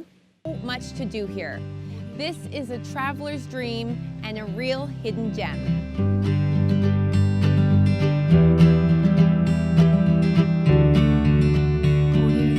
Okay, this clip goes a little too long. So let's cut it right before the second sun flare, and now we'll drag it over. We'll drag the music out a little bit more. Okay, great. So we've laid down all of the clips and placement for a rough cut. We have worked with the volume of the music and moved that around. In the next lesson, we are going to fine tune this rough cut. So we're going to be watching it over, making sure it's cut in the right parts and that everything sounds good. And we will see you in the next lesson. Okay, so we have our rough cut laid down. We have all of the clips that we're going to use, and we have the dialogue placed and the music placed. So the next thing that we are going to do, if you remember in a former lesson, we noticed that the audio made a popping sound during the dialogue about hiking. So we are going to replace that audio with another take. We will push the plus key on our keyboard. Bring our cursor to the beginning of this dialogue, which is clip 42, and let's play that to listen to where the audio pops. If you're a hiker, then you will It was right there. Okay, so I'm just going to drag A1 track open, push the plus key more to zoom in. As you can see, there's a point in the audio where you can actually see the pop right there. So what we're going to do is let's go into the dialogue sequence. And this take here is the other take of this dialogue piece. So let's listen from the beginning of this take. If you're a hiker, then you will We are going to take the beginning part of that dialogue. So we're going to push Option V on our keyboard to cut just after the host says, "You will absolutely love Nelson, BC." We're going to keep that clip 43 and all of the audio highlighted.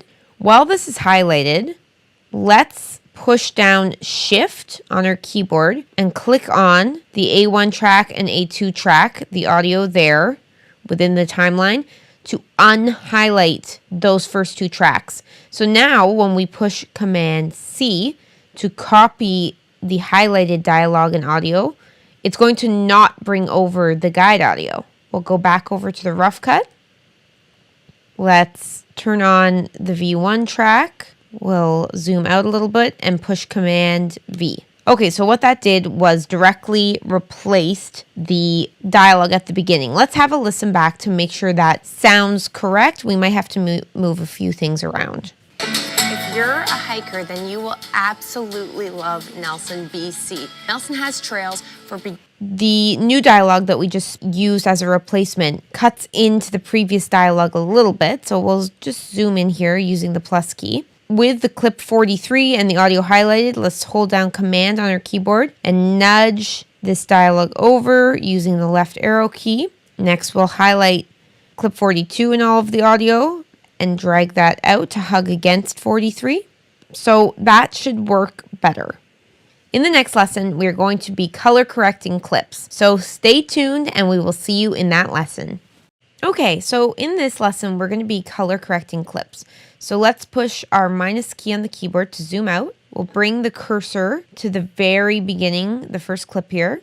Let's actually go midway through this clip. So there are several color correction effects you can use. The two main ones I use are three-way color. I use this when I have to do light color correction, and the other effect that I use that is heavier, so it affects the clip more, it takes up more processing power on your computer, is lumetri color. So if I have to change the color temperature in a clip, if I have to really brighten a clip up, if I really have to do some serious work, I will use lumetri color, which I'll show you in some of the clips. But this clip looks pretty good, so we're going to do light color correcting on it and use three-way color corrector. So let's go into our effects panel and type in three-way color corrector. There we go. We'll drag that effect onto clip 1.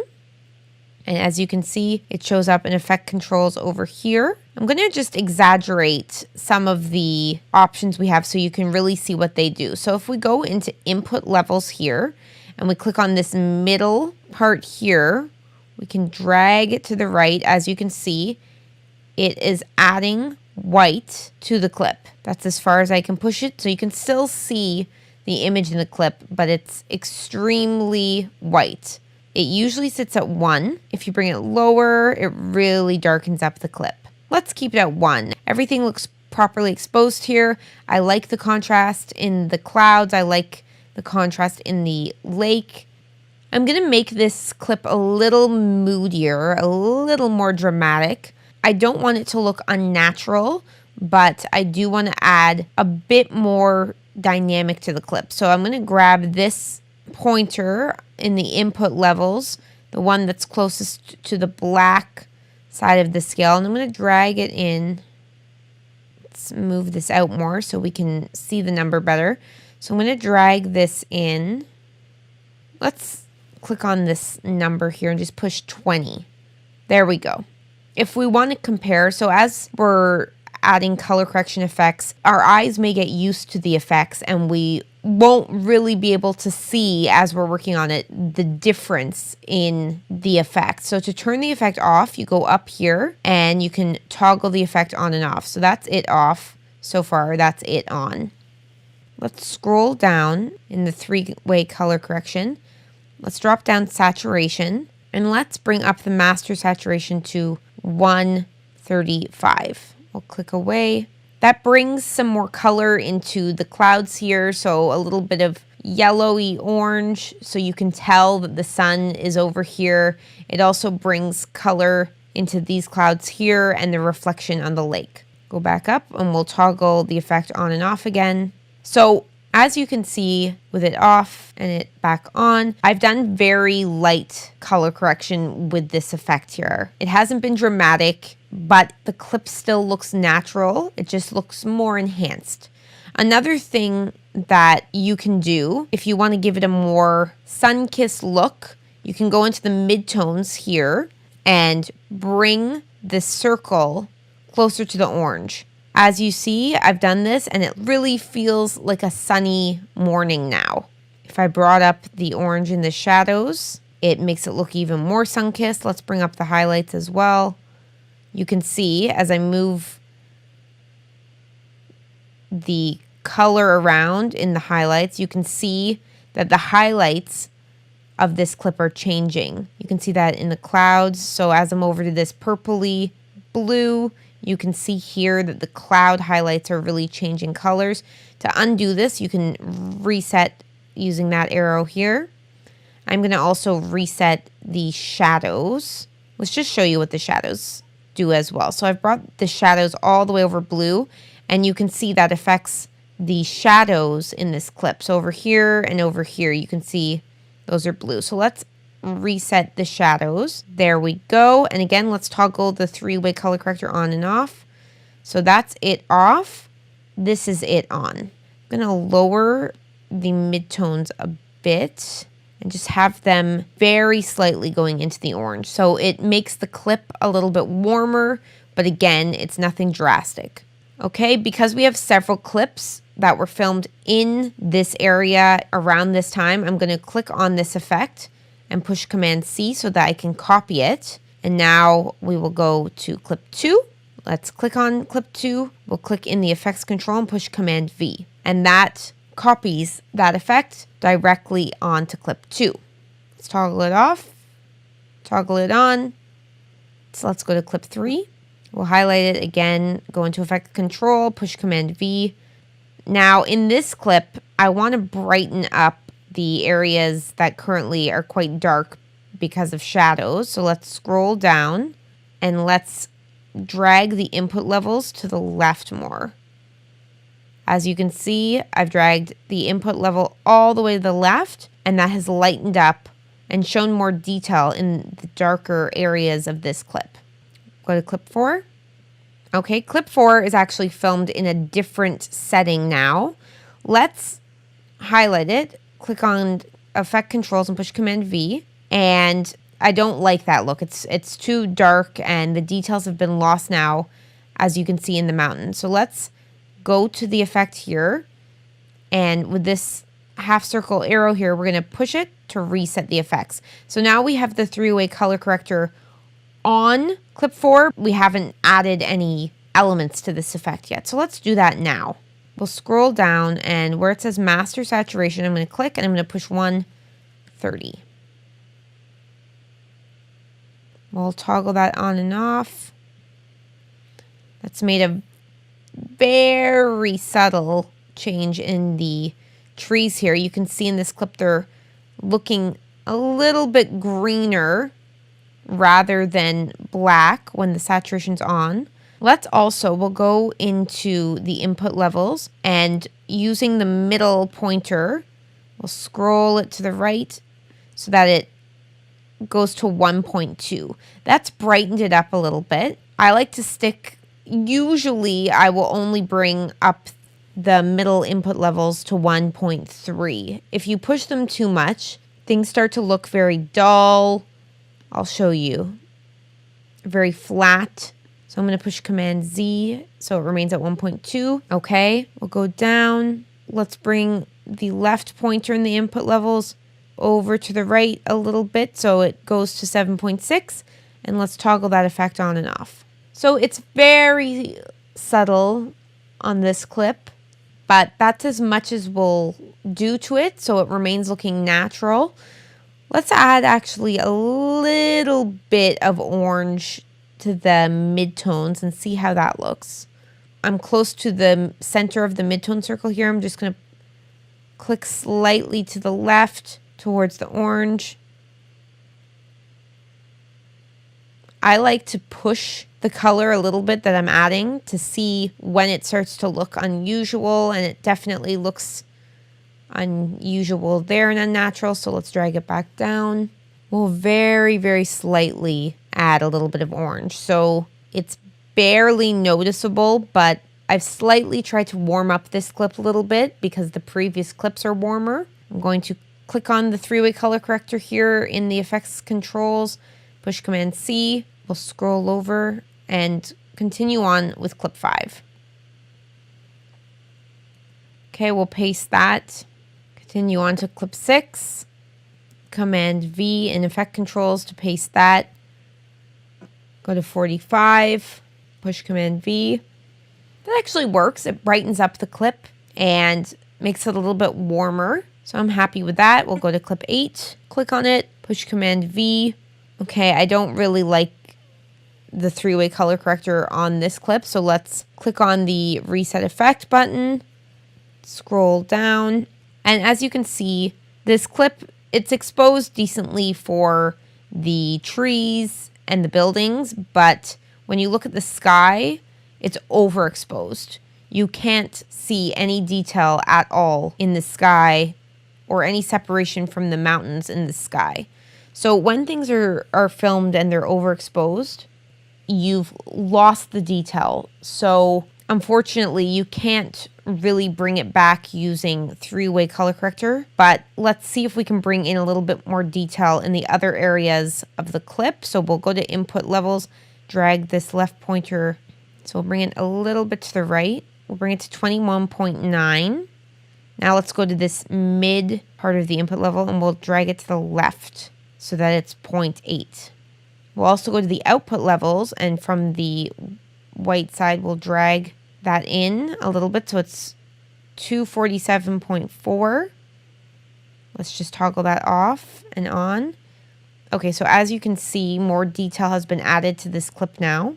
Let's go to master saturation and type in 120. So that's made the colors pop more.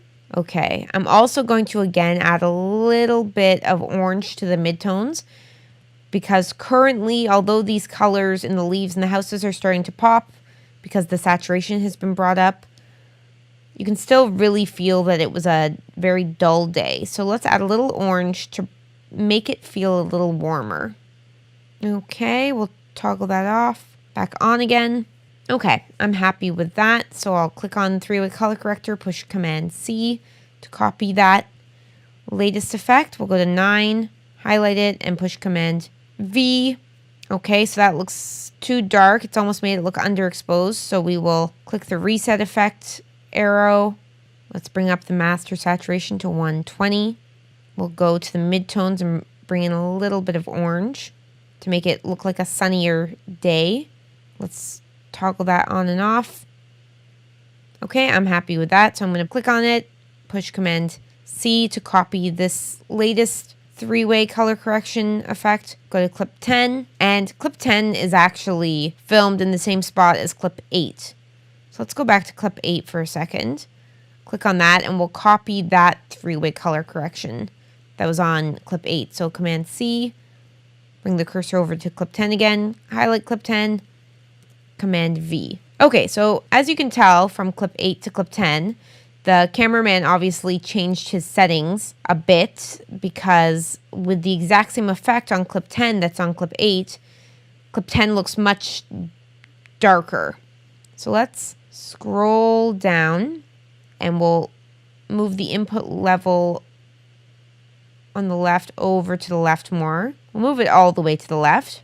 We'll go to the output levels and the right pointer, move that all the way to the right to bring up the whites a little bit more. And we'll go back to the input level and bring the middle pointer to 1. Let's toggle that on and off. Okay, I'm happy with that. Let's click on the 3-way color corrector, push Command C, go to clip 13, highlight it, and push Command V. Okay, that actually works for this clip as well. It brings up the saturation in the different color roofs and in the trees, the leaves of the trees. So I like that. So we'll go to 46 now. Click on this to highlight it. Now go into Effect Controls, push Command V.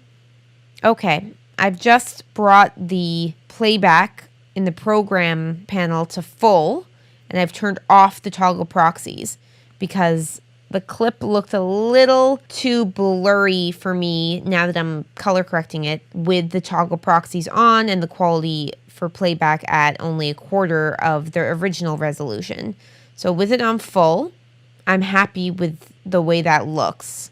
It's brightened up, the colors really pop, that's great. So I'll bring this playback resolution down to 1/4 again, push the toggle proxies back on.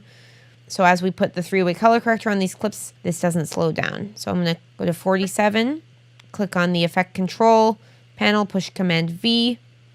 Let's toggle 3-way on and off. Okay, that looks good. Let's move on to clip 13. Highlight it, push Command V. Okay. Let's do the same thing on clip 14. Yeah, that looks good. Clip 15, Command V. Clip 16 is a closer shot of clip 15, so we'll push Command V on clip 16, Command V on clip 17. Again, let's bring the playback resolution to full, turn toggle proxies off so we can see the details more. I'm actually going to bring the input level of the middle white up to 1.2 here. In doing that, it makes it look a little bit brighter, makes it look like it's the middle of the day, the sun's out. So now that I've changed the 3-way effect on clip 17, I'm going to highlight it, push Command C to copy it, go to clip 18, highlight it, push Command V, clip 19, highlight it, push Command V, 20, Command V. I want to actually add a little more contrast to this, so I've scrolled down in the 3-way color corrector. Let's bring the input level, the middle point, back at 1, and let's increase the darker color in the input level to 17.1. That's made it look more dynamic. Let's go down to the output levels, the white, and bring that to the left just slightly, 20. 247.4. We'll go to master saturation, bring it up to 130. Let's toggle that on and off. I'll copy 3-way color corrector off clip 20, highlight clip 21, paste. Let's go down and bring the dark part of the input level all the way to the left. So more light and white is back in the frame. Let's go to the output level in the white and bring that all the way to the right. Okay, I'm going to push 3-way here. Command C to copy that effect for clip 22. Let's actually lighten that up a bit. So we'll go to the input level and bring the middle pointer to 1.2. Copy the 3-way newest effect. Go to 23. Paste that. Okay, now I'm going to bring the middle part of the input level back down to 1. I actually think that looks a little too saturated. The colors don't look natural. So let's go to master saturation, go to 115. And we'll actually undo the midtones here. Okay, that looks more natural. We'll copy, highlight 3-way color corrector, push Command C, go to clip 24, Command V. Okay, I'm going to bring the mid-orange up slightly. Bring the dark part of the input level to 4.8. And the middle part of the input level, I'm going to bring to the left a little bit to 0.9. Let's toggle that off and on. Actually, you know what? Let's leave the input level middle part at 1. We'll copy, go to clip 25. We saw a similar clip to this earlier, back at clip 8 and 10. So let's scroll to the left on the timeline. There's clip 10. Highlight clip 10. Click on 3-way color corrector in the effect control. Push Command C. Scroll back over to clip 25. As you can see, when effects are added to clips, the little effects square on the clip turns to purple. That's how I easily knew we were working on clip 25 because it doesn't have an effect on it yet. So I've highlighted it. I'll push Command V. Okay, let's go to 26. 26 looks similar to clip 22. So let's highlight clip 22. Click on 3-way color corrector, push Command C. Go back to 26, highlight that, and push Command V. Highlight 27, Command V. I'm not happy with that, so let's reset effects. We will bring the master saturation to 130. Let's bring the midtones slightly orange, very slightly. And we'll bring the input level, the dark side of the input level, into 9.5. Let's toggle that on and off. Okay, with the 3-way on this clip, it looks more dynamic now, so we'll copy that. Go to clip 50. Paste, toggle it on and off. Hasn't really made a difference in this clip. Let's bring the input level, the dark side of the input level, back to the left. Let's bring the white in the output level to the left a little bit. So 237.9. We'll toggle on and off. Okay, that adds a little more dynamics to the clip. So let's copy that, go to 32. Paste. Bring the white in the output all the way back to the right. Okay, I like the way that looks. Let's copy the latest effect. Go to 28, highlight it, and paste. Go to 38, paste. 41, paste. 30, paste. 39, paste. Okay, looking good so far. 37, paste. 40, paste. 29, paste. Now let's work on the dialogue parts.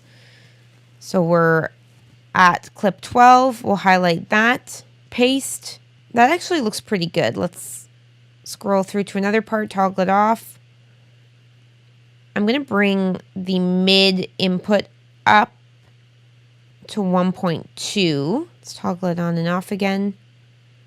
Okay, yeah, I'm happy with that. So I'll highlight three-way color corrector, push Command C to copy that. Let's scroll over to 42, highlight it, push Command V.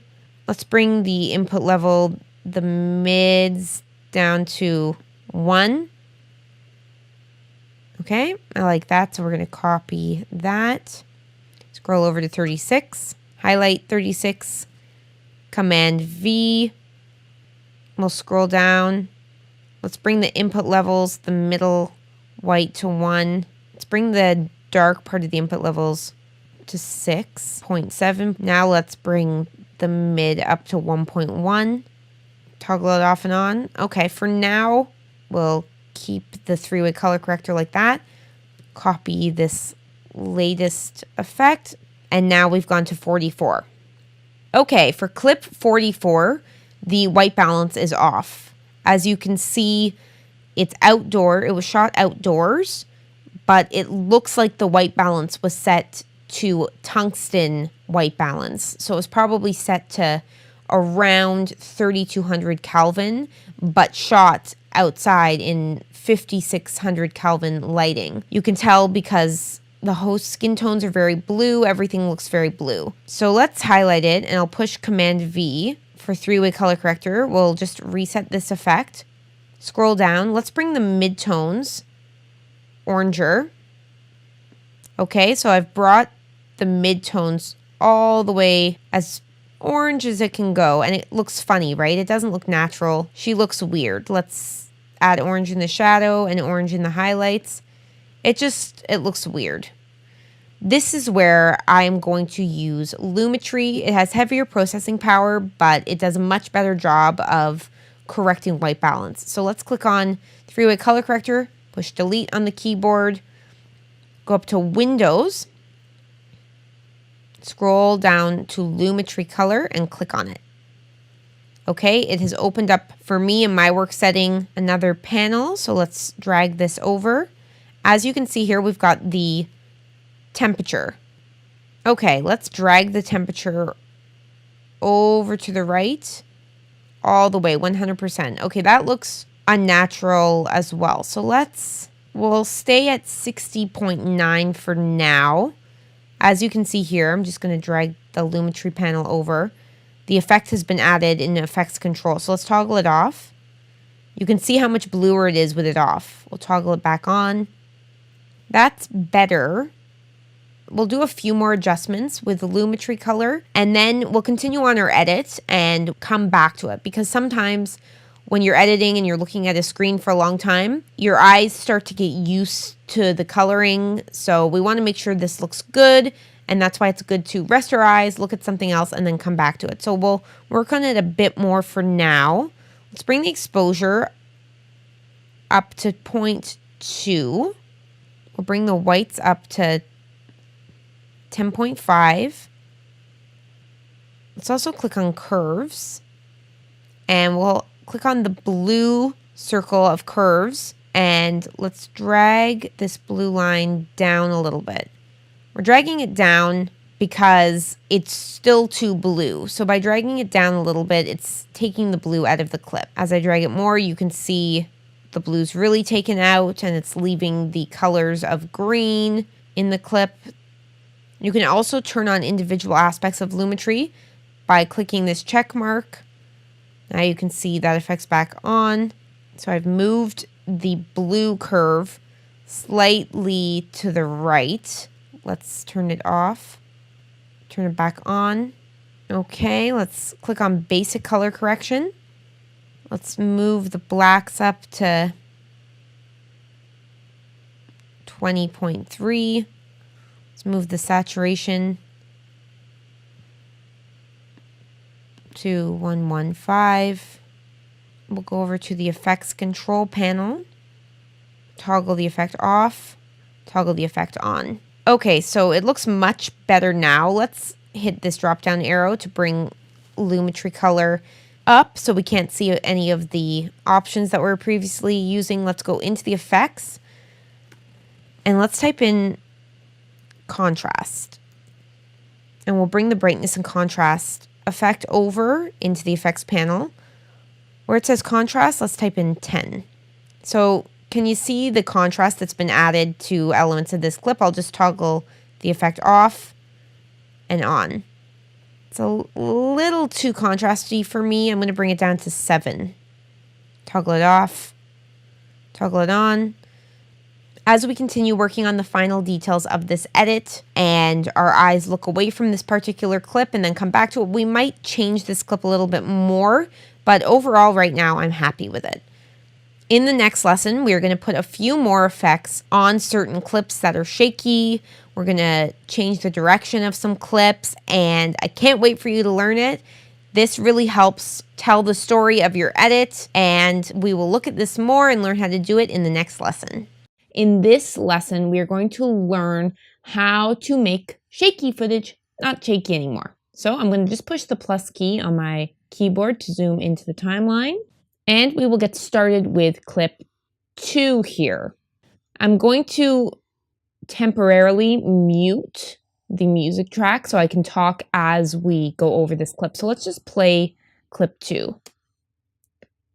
Now it's slightly shaky, so we are going to use Warp Stabilizer. Let's go into the effects panel here and type in Warp. There it is under the Video Effects Distort bin, Warp Stabilizer. So I'm going to drag that right onto clip 2. And as you'll see, this notification on the right, bottom right here comes up saying Warp Stabilizer requires clip dimensions to match sequence, fixed by nesting. Basically, because clip 2 is a 4K clip and we are working in a 1920 by 1080 timeline, this effect will not work on this clip. So let's push Command Z on the keyboard to undo that. What we'll do is right click on clip 2, go to nest and click on that. And now we can name our sequence. So we will call this 2. That indicates to me that this is the nested sequence for clip 2. Push OK. Now it's nested. So we will go up to the effects panel and drag Warp Stabilizer on that nested clip. And there we go. What's happening right now is Warp Stabilizer is going to its default settings to stabilize this clip. In some cases, it actually works great. In some cases, you have to fiddle around with the settings, but let's see how it does. As you can see in the program panel, it is currently analyzing the clip. You can see it's not quite done analyzing yet. It's at 96%. There we go. Let's just drag the timeline down so we can see what it's done. So if we go to stabilization results, it has added smooth motion to this clip at a rate of 50%. The method was substance warp, and this effect has stabilized, cropped, and auto-scaled this clip. Okay, so we'll drag the timeline back up. Let's play that back to see how that turned out. Okay, so that looks better. It looks a little bit smoother. I'm happy with it. Another great thing you can do if you're editing on a smaller screen, like a laptop, for example, and you want to watch the clip closer up, you can use the tilde key on your keyboard. So first of all, we're going to click on the program panel and you can see it's highlighted in blue. That's how you know it's clicked. Now let's click the tilde key and I'm going to push spacebar to play that. I've pushed spacebar to pause. Let's push the tilde key again to go back to the original view, and there we go. Okay, so I'm happy with clip 2 stabilization. Let's move on now. The next clip we're going to stabilize is clip number 9. This clip is shakier than clip 2. It's shaky because we've punched in on a 4K clip. So this was originally at 50 on the scale over here in effect control, and we have scaled in all the way to 100%. Generally, if there are handheld shots being filmed or shots with movement, when the shot is a wide shot, you won't really notice, if it's filmed well, you won't really notice shake. But when you zoom in, or in this case, scale into a 4K clip on a 1920 by 1080 timeline, you can really see the shake. So I'm going to mute, let's just mute all of the audio on this timeline for now, and we'll play back clip number 9, click on the program panel and hit the tilde key and push spacebar. As you can see, that's quite shaky, so let's push the tilde key to get out. So again, what we're going to do is we are going to right click on clip 9 and nest, and we will call this nested sequence name, clip 9. Let me just show you what happens when you nest a clip. I'm going to double click on clip 9, and as you can see here, when you nest a clip, it actually creates a new sequence for the clip. So that's just something to keep in mind. We'll go back to the rough cut sequence, and again, we'll drag warp stabilizer on clip 9. And we'll let warp stabilizer work its magic on this clip. All right, so let's watch clip 9 with warp stabilizer on it. Click on the program panel, push the tilde key and the space bar. So as you can see, I'll just push the tilde key. The clip warped a little bit. I'm not happy with that. So let's go back into clip 9. We'll drag the timeline down. I like to keep smooth motion on. I like to keep, for the most part, substance warp on. And I like to keep the framing on stabilize, crop, and auto scale. Because if you don't, you usually have to scale it in yourself, the clip in yourself anyways. So I always leave that on, but smoothness at 50% I think is too much. I'm going to click on that and type in 20. Click away and it's stabilizing again. Okay, so let's play that back. It still has a little bit of a weird warp happening. Let's bring the smoothness down to 10. In some cases, when you have shaky footage, warp stabilizer just won't do the trick and you have to live with the shaky footage. In some cases, you can use it very lightly, like I'm now doing at 10% smoothness, and it will make a little bit of a difference. Let's play that back. I'm still not really happy with it. So I'm going to double click on clip 9 to go into the nested sequence. Click on 9 here. Let's scale out to 80% and we'll just move the position over a bit. In this case, I rather scale out of the clip so you can still see Kokanee Glacier, but you're seeing more of the clip, so it's a wider shot so you'll notice the shake less. Okay, so we'll go back into the rough cut sequence and we'll hit the tilde key, play that back.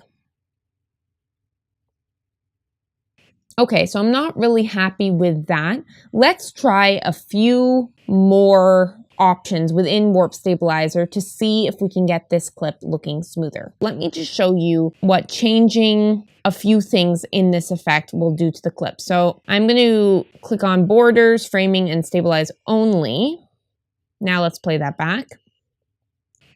See how in the top here, there was black showing through? That's because the effect didn't auto scale to the frame, and that's why I always leave the auto scale on. Let's look at some other stuff here. Method, let's go into position, scale, rotate. We will play that back.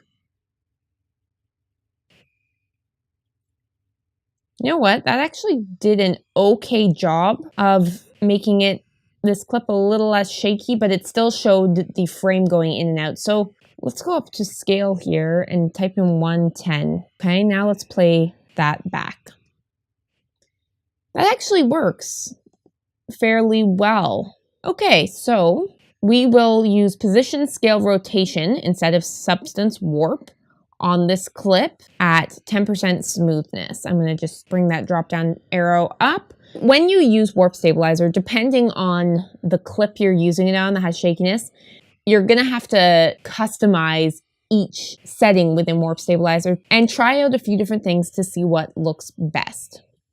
So that's Warp Stabilizer. This is an effect I use once in a while if I have any shaky footage and I want it to look smoother. Sometimes shaky footage is fine. Sometimes it's subtle enough that you don't really notice it, or maybe you do want to notice it in a video because it adds to the feel of the video. But in this case, since the majority of shots are very smooth and beautiful shots, if we have the option to make our footage any random clips less shaky, we're gonna do it.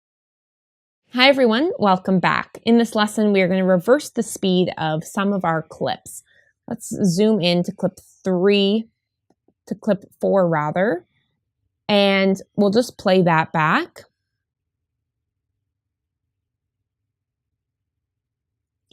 Okay, so currently the camera is moving from right to left. I prefer the movement in my shots overall to go from left to right.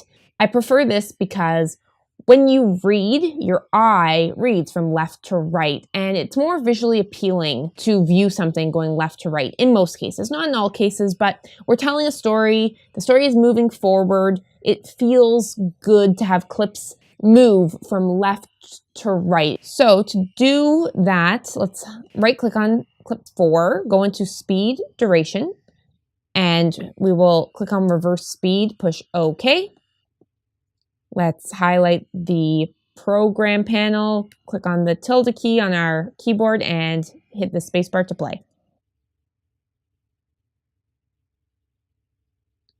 Great. Hit the spacebar to pause, hit the tilde key, and you can see here in the clip it's reversed because it says minus 100%. Okay, clip 5 as well, as you can see, is going right to left, so I'm going to reverse that clip as well. Let's just go back to clip 4 and play from there. It will feel better when you watch both of these clips moving in the same direction. So we'll right click on 5, click on speed duration again, click on reverse speed, push OK. Let's play that back.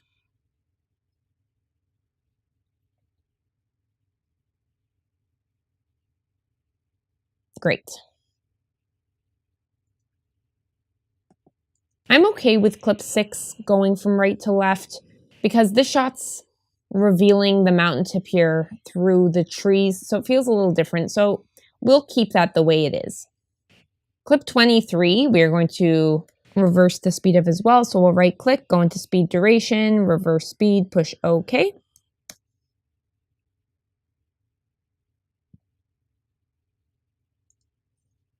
Also, clip 10 here is currently set to a speed of 180. It looks a little too fast, slightly choppy. So I'm going to right click in on clip 10, go to speed duration, and we'll change the speed to 160. Push OK. Let's play that back. Okay, that's better. Okay, so that is how you reverse the speed and direction of clips. In this lesson, we are going to work with the dialogue audio. So we'll zoom in to clip 12, where the first set of audio is here. I like to play my audio back. I always wear headphones when I listen to my audio. And if possible, I always use professional speakers to listen to it. Because if you're editing off of a laptop, for example, you're not going to hear from your laptop speakers the audio coming out of the laptop in a well-rounded way. So if you have professional speakers that you can use to listen back to your audio, that's great. If not, definitely use headphones. And so now what I'm going to do is I'm going to unmute tracks 1 and 2, audio tracks 1 and 2, and I'm going to push the spacebar to play these. First, actually, I'm going to drag this audio meter up here. Now I'm going to play that back. As you can see, it's remaining around minus 12 decibels when it's played back. I like to keep my volume when I'm playing back dialogue in an edit. I like to keep it, as you can see, in the middle. So I don't listen to it all the way up like that. And I don't listen to it all the way down. Keep it in the middle. So let's hit the space bar. As you can see, the audio was pretty consistently at minus 12. I'm going to bring up the audio so that at its higher volumes, it sits around minus 6 to 0. So to do that, I'm going to drag and highlight audio 1L here, right click. We will go to audio gain, and I'm going to push 6. So the audio gain is going to be adjusted by 6 decibels. Push OK. As you can see in the waveforms, the volume raised. You can also see the FX box here is in yellow, which indicates the effect has been put on it. Let's play that back. Incredible ski and snowboarding hills to the best local beer you're ever going to try. Okay. Let's zoom in here. We'll start over here. See where this waveform here, it's pretty close to peaking. So I've zoomed in. I'm going to push P, so the pen tool. Make a point here, and a point in the middle. And I'm going to keep the middle point held down and just drag it down at -7 decibels. We'll do the same for A1. There we go. And if we see any other parts of audio that look really high, like right there, we'll do the same thing.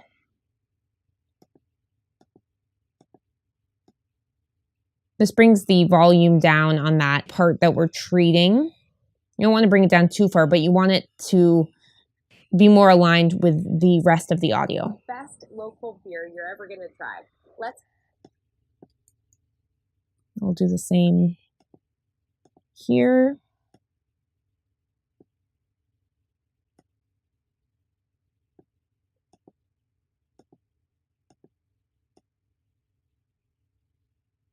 Let's say we had a part of audio that was really peaking. That's when we would use the backup track, so the right channel. So I'm going to drag this audio up, drag this down. Remember, this was recorded, the backup audio was recorded at -12 decibels lower than the left channel. So what you would do if we were going to, let's say we were going to replace audio 1L, I would push C on my keyboard, I'd cut that part of the right channel. I'd right click it, push audio gain. Since it was at -12, maybe we'll bring it up by 14 decibels.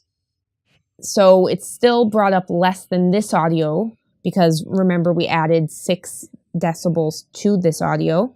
And I would literally, I'd hold down Option with this clip highlighted and I drag it over top of those 2 left channel clips. Play that back. You might not be able to hear the effects through watching this video, but give it a try. For the most part, this audio was recorded pretty safely, so it wasn't recorded in a way that really pushed the audio and caused peaking to occur.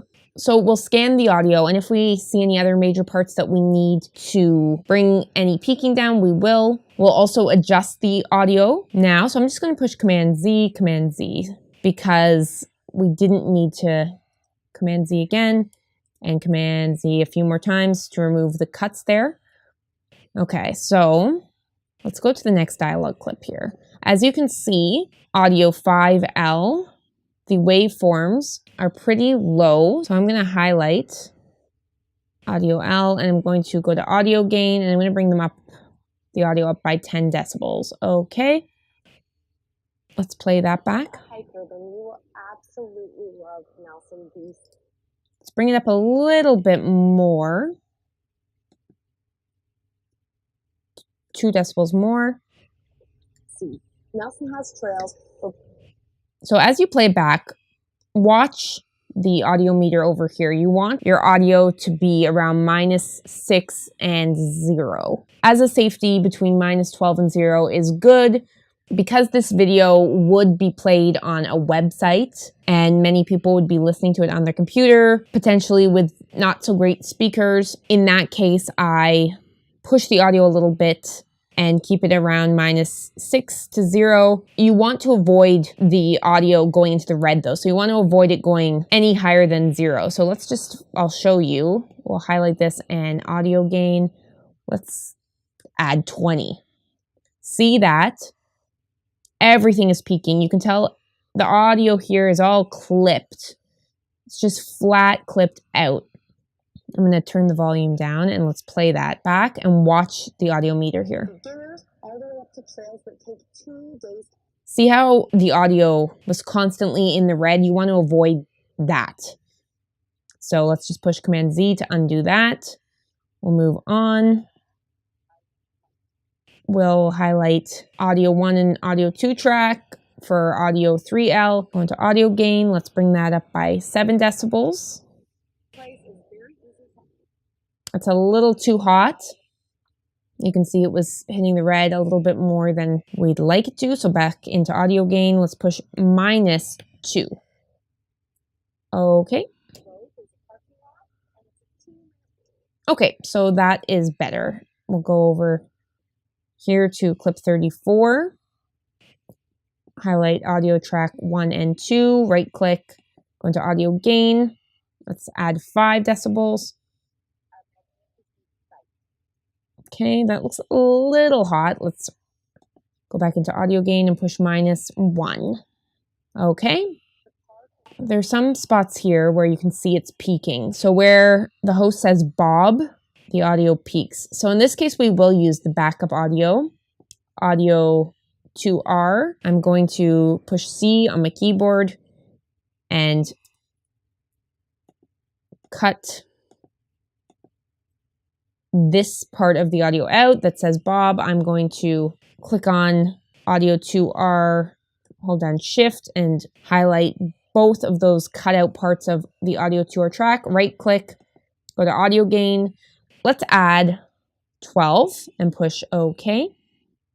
And now let's drag these 2 audio clips over top of the audio 2L. We'll play that back.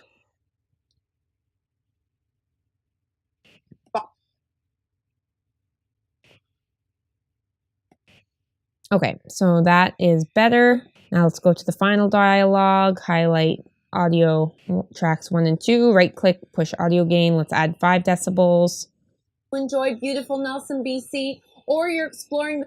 Okay, so that was a little hot. We'll bring it down by -1, push OK. The surrounding areas, the ski hills. All right, so that is working with audio gain. Another way that you can bring up the volume of a clip. I never do this because it doesn't give you many options afterwards, but I'm just going to zoom into audio 6L here. You can drag this line here up. Premiere only allows you to drag it up by 6.02 decibels. And that's the reason, for the most part, I don't use this option to bring up volume. It also can get messy if you're doing it to some clips, not other clips. So I'm going to push Command Z and just let it sit there. Also, if you are using the P tool to, for example, let's just click a few spots to bring up different areas of the clips, by keeping this white line throughout your audio at 0 decibels, it gives you more flexibility when using the pen tool to create points. So I'm just going to click on these points, push delete, delete, so it remains back at 0. All right, so that's audio gain, and we will see you in the next lesson. There are a few more audio effects I want to show you that I use often when editing. One of my favorites is the adaptive noise reduction effect. It's great because it can really help reduce certain background noises, and that's great because it allows you to focus on the dialogue that's being said. So in this case, all of the clips have very subtle background noises of nature because they're all filmed outdoors. But there's one particular clip, the last clip, that has background noise of a waterfall. So it's slightly distracting, and it's more evident that there's background noise in that one clip than any of the other dialogue clips. So we're going to reduce that waterfall noise. We will push the plus key on our keyboard and go to clip 44 here. I'm going to solo audio track 1 so that it's the only clip we can hear. Highlight audio track 1, audio 6L. We'll go up to the effects panel and type in noise, and in the audio effects bin, the adaptive noise reduction effect has showed up. So let's drag that onto audio 6L, and we'll just play that back. To enjoy beautiful Nelson, BC, or you're exploring the surrounding areas, the ski. So when you put the adaptive noise reduction effect on, it automatically uses its default go-to to adjust the audio that the effect has been put on. But we are going to customize this effect so that it really does the best it can with this particular clip. So I'm going to go into the effects controls panel here under adaptive noise reduction, click on edit. You can see it's currently set to the default settings. We'll move this dialog box up a little bit so we have access here. I mainly adjust the reduce noise by and the noisiness. Let's play this through and To enjoy beautiful Nelson, BC, or you're exploring the surrounding areas. so you may not be able to hear it as well through this lesson, but follow along with me. Adjust the reduce noise by all the way to 40 decibels. It makes a very slight difference. Let's also move the noisiness all the way to 100%, and we'll play that back. To enjoy beautiful Nelson, BC, or you're exploring the surrounding areas. Okay, as you go through this, toggle on and off when you make adjustments so you can hear the difference the effect has made. So with the noisiness at 100%, it feels, you can hear in the audio that it sounds altered. It sounds like robotic. It doesn't sound great. But you can also hear that the background noise of the waterfall is very much reduced. You can't really hear it at all. 100% for noisiness is too far. Let's bring it down to 60% and play that back. In town to enjoy beautiful Nelson, BC, or you're exploring the surrounding areas. Okay, I've pushed the spacebar to pause that. That sounds pretty good. We will keep adaptive noise reduction with the reduced noise by 40% and the noisiness at 60%. Let's close this dialog box. I'm going to go into the effects control, highlight the effect, push Command C on the keyboard, highlight the A2 track because this is a stereo track. Because these tracks are stereo, they give you the left channel and right channel to work on. And I'm going to Command V, paste the effect with the customization we did on the other side on A2. Let's go into edit just to make sure. Yep. Okay. So we'll unsolo that. Another couple of audio effects that I want to show you that I love. They're great to have in your arsenal because in certain cases you'll definitely need to use them. So one of them is called the de-esser audio effect.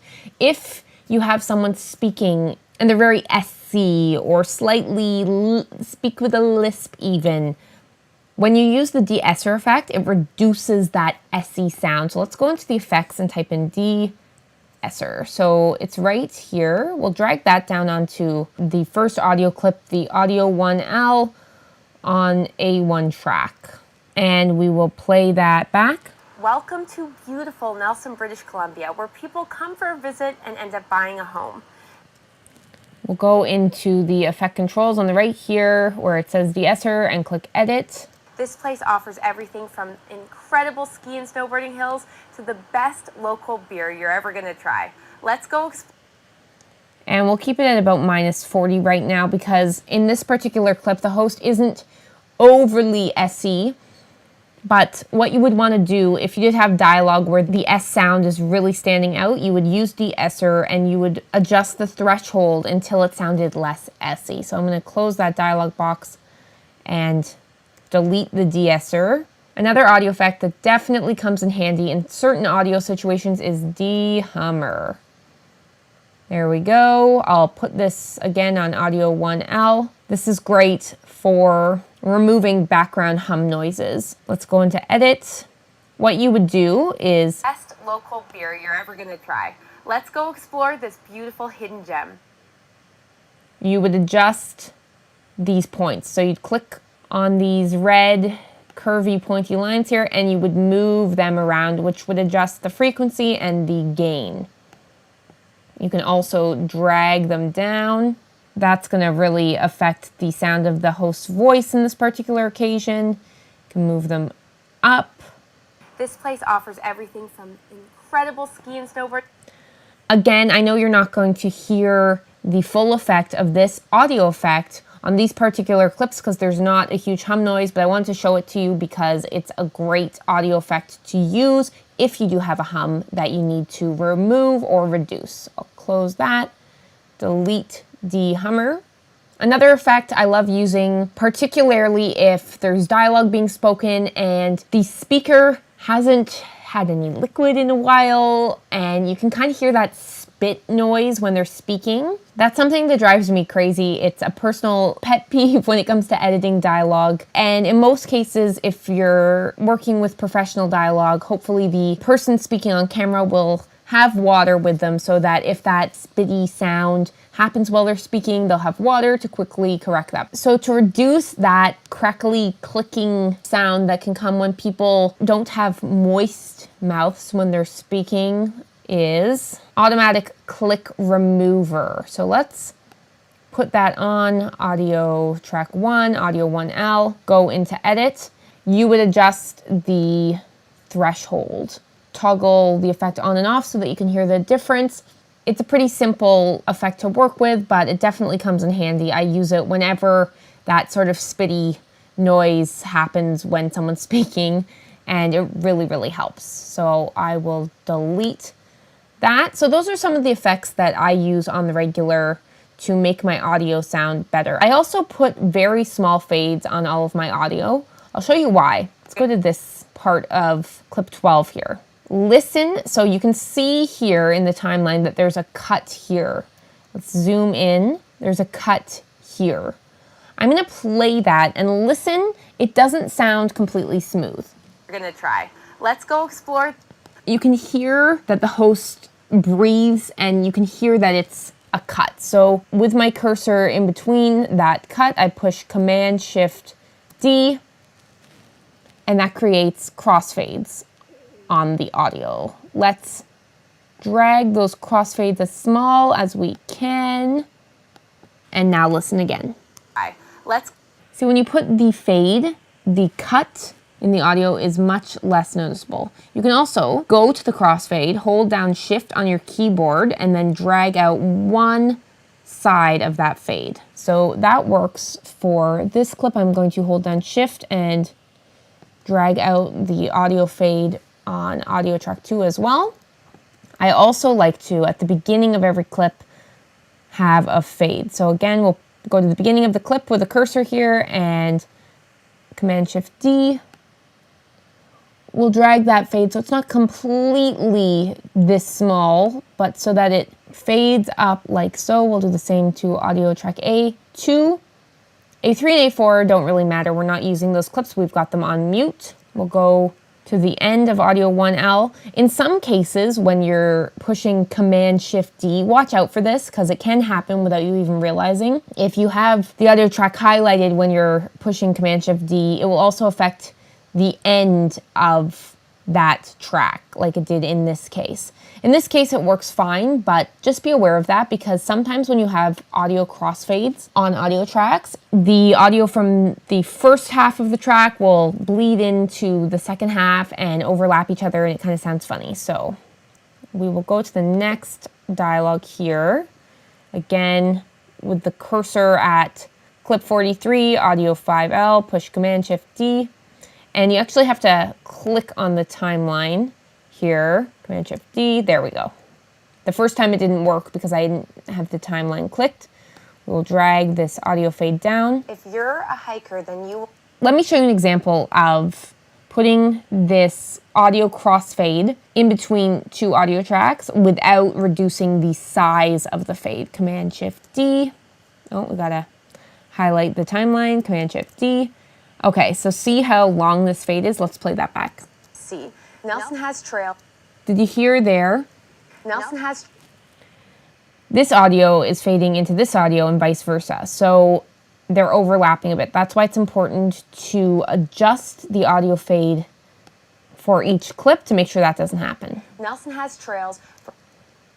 So we're gonna do this for each cut in audio. And you don't wanna leave the fade, as you can see here, at the end of clip 42, audio 4L, you don't want to leave the fade going over the waveform where the host is still speaking here, because that basically just reduces the volume and fades out. So you won't be able to hear what the host is saying as well. So you want to drag it to the right where the host has finished what she's saying. You can follow along with me.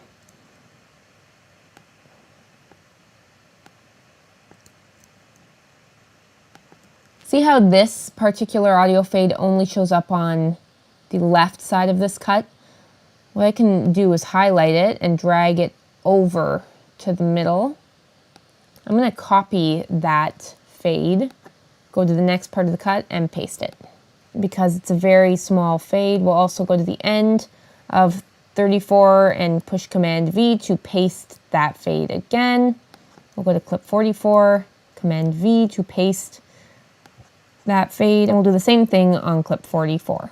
And one thing that we also need to do is make sure the rest of the music is adjusted during the dialogue speaking. We didn't do that to every music clip in previous lessons. So let's drag out this music. Okay, the first track and the second track, we have worked on the audio volume in between audio volume of the music track during speaking, but the last track we didn't. So let's just zoom in here. We'll unsolo audio track 1 and solo audio track 5. We'll push the P tool, go over to this point in the waveform, and put a second point in the audio track and bring it down to -16. Let's play that back. Oh, you know what? Because that's soloed, we won't hear the speaking. So let's solo audio track 1 and audio track 2 as well. The waterfront in Nelson. Okay, that works. We'll go to the end of clip 44, get our pen tool, and put 2 points on the audio. Then we'll drag the second point back up to 0. Place to swim. Okay, that works. Go to the next dialogue clip, which is 44. Put a pen point there and there in the audio track. Bring this down to 19. Play that back. Whether you're... Okay, that works. And now the final dialogue clip, we will put a point there, and drag it back up to 0 and play that back. Gem. Great, and we'll also go to the end of this audio, end of this song, push Command-Shift-D to create a fade. We're gonna add a logo in the next lesson to clip 29, and when we do, we will adjust the length of this final song. The next thing we wanna do is click on audio track 5, push copy, highlight audio track 6, and push paste attributes. We'll go down to audio attributes, push volume, channel, volume and panner, and push OK. Let's confirm. Yep, that has copied the effects we just made on audio track 5 onto audio track 6. That's great. So we will now push the 3 tracks that were soloed and unsolo them, and we'll keep audio 3 and audio 4 muted because those were the backup dialogue tracks. Great, so we will see you in the next lesson where we are going to be working with a logo in this video. Hi everyone, welcome back. In this lesson, we are going to look at how to incorporate a logo into your videos. Often when you're working on a client project, they will provide you with a logo. So you want to ask them for a logo file type that works well with Premiere Pro. This would be a PSD file, which is a Photoshop file, or a PNG file. JPEGs are okay as well. PSD files are good because if for some reason you need to manipulate anything in the logo, you likely have Adobe Photoshop as well as Premiere Pro, and you can easily work with Photoshop directly from Premiere by right-clicking. Let's pretend this is a Photoshop file for a second. So let's right-click on it. You can go to Edit in Photoshop, and this file will open up in Photoshop and allow you to directly edit. Once you save the file in Photoshop, it will update in Premiere Pro. That's really cool. Now, a PNG file works well as well because, let's just scroll over here on our timeline, because a PNG file allows you to have a transparent background, which means that this logo here that started off with black text came in with transparency in the background. It didn't come with a completely white or different colored background. It was just the logo itself with a transparent background. Photoshop files and PNG files allow for this, and that's what makes them really great to work with in Photoshop. Also, when you're working with clients, and sometimes this is a little bit of a tougher request to get through, but ideally you want a logo that is the size, the resolution size of the resolution that you're working with in Premiere, which in most cases is going to be 1920 by 1080. In this edit, we are working with 1920 by 1080. So you want a file around that size. If you get a file that's a much smaller size, you're likely going to have to zoom into it when you're working with Premiere. And once you export the video with a very low quality, low resolution, small logo, you're going to be able to tell. So you want to request PSD files or PNG files from your clients when getting logos, and you want them to be around the resolution of 1920 by 1080. So first we will click on the project panels. You can see here it's highlighted in blue. I'm going to push Command Tab on my Mac to tab over to the Finder window where we have our logo folder. In our logo folder, we have an Illustrator file and a PNG. So we are going to bring the PNG file here into Premiere because PNG files are compatible with Premiere. Let's highlight and drag this file over into the project panel. There we go. Okay, so I'm now going to drag the logo over top of the final clip in our video edit to clip 29. Push the plus key to zoom in here. So currently this logo is bigger than the image on screen. So we're going to go up to scale in the effect control and bring it down to 25. And we'll move our logo over to the right a little bit more. So what we want here is, as you can see in the music waveform, you can see that the music volume comes up just as the host finished speaking. We're going to let clip 29 play out a little bit, and then we're going to fade the logo and fade the clip out. So let's just take a watch here.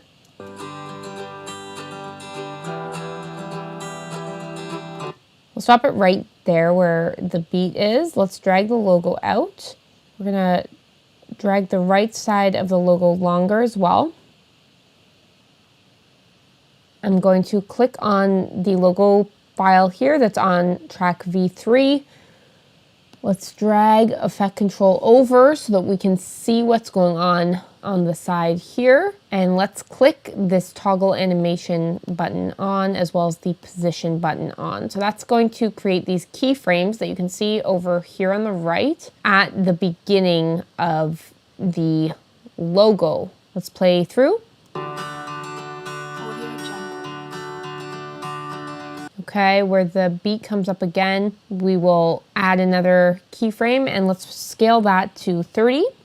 Okay, let's also add a fade onto the logo. So with the logo file highlighted on the timeline, we're going to push Command D to create a fade.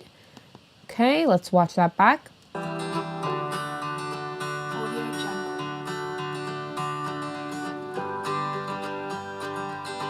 Okay, so as you can see in the footage, it will look great to have the logo show up after the camera move reveals the rest of the lake and the mountains through the handrail bars. So let's move the logo over to where we've got our cursor currently, and let's play that back.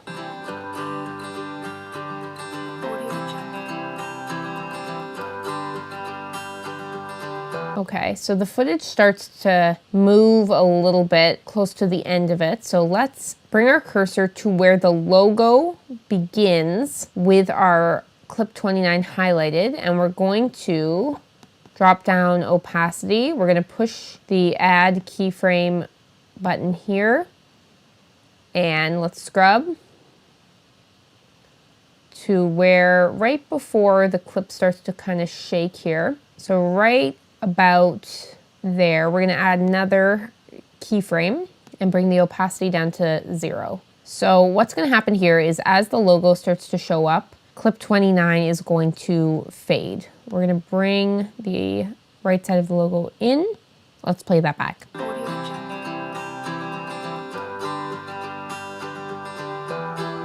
Another thing we can do is, let's go to the project panel, click on the new item icon, click on color mat, push OK. Let's drag this to the whitest part of the color mat and push OK. Let's call this white. There we go. Let's drag this color mat underneath the logo on V1.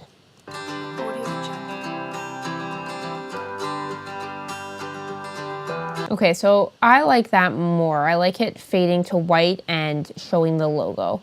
Let's drag the white color mat out to the end of where the logo is there, and we won't have the logo fade out at the end. We're gonna highlight that fade that's on the right side of the logo and push delete.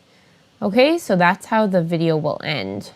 Let's highlight the music and drag it over to where the logo ends. Now let's zoom in and we'll drag the audio fades on the music over to the beginning of the logo, where the logo begins here. Okay, one more thing we're gonna do is we're gonna push P for our pen tool and we're gonna put a keyframe on audio track 6 and another keyframe at the very end of the music and drag that second keyframe all the way down. Let's drag the A5 track open as well, and we'll do the same thing there, add a keyframe and another keyframe at the end.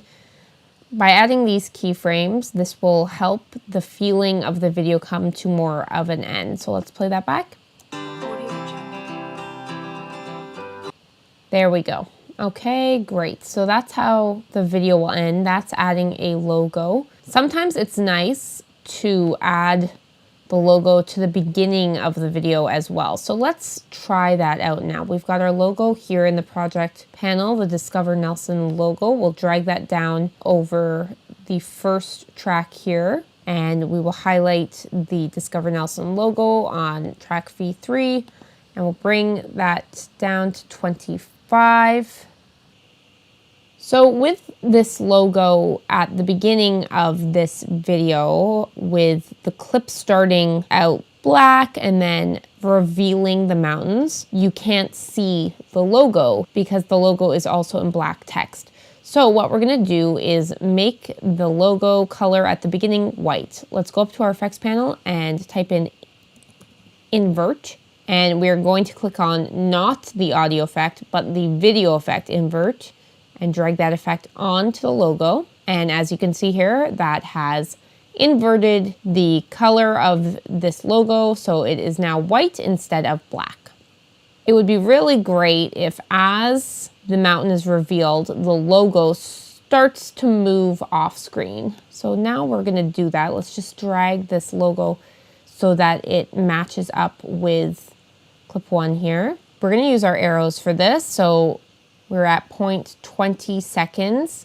Let's push our right arrow to the right, and as you can see here in the program panel, the sunset and the scenery starts to be revealed right in the crack of the frame there on the left. So I'm going to push my left arrow. Okay, now we're back to black. With our logo highlighted, push position. And now we're going to push the right arrow. We're at 4.14 seconds. With the logo still highlighted, we're going to go up to our position where it says 960 and drag it to the right here to 25:31. Let's play that back on the timeline. Audio Jungle. Okay, so as you can see here, we did not drag it far enough because the logo starts to go to the left as the darker part of this frame is revealing the mountain and the lake. So we're going to use our right arrow to go back over to lined up with where that second keyframe is. Okay, and you know it's lined up exactly because the keyframe here is highlighted in blue. I'm going to push the left arrow on my keyboard to go off of this keyframe. See how the blue color is no longer? Click right once and there you go. So that's how you know you are back on this keyframe. If over here, the position keyframe is highlighted in blue. Let's drag this to 4,000. Okay, let's play that back. Audio Jungle. And there we go, 4,000 works nicely. So there you have it. That's working with logos in your Premiere Pro edit.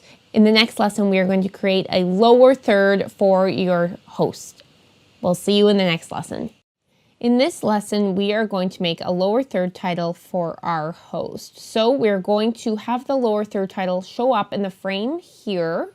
And as you can see, I have the safe margins on around the program panel here. I've turned this on by going to the toolbar in the program panel. I've clicked on that. And as you can see, I have safe margins clicked. That has allowed these safe margins to come up. I'm using the safe margins because it makes it easier to see where you should place your lower third title on the frame.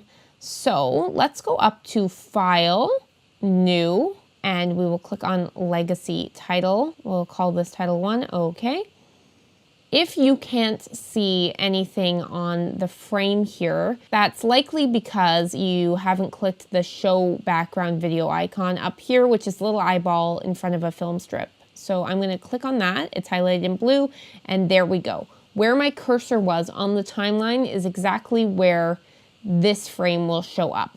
So I have T, the type tool here highlighted. I'm going to click on the frame and I'm going to type in Ali Saunders. It has shown up as the default text, so I'm going to change that to Helvetica.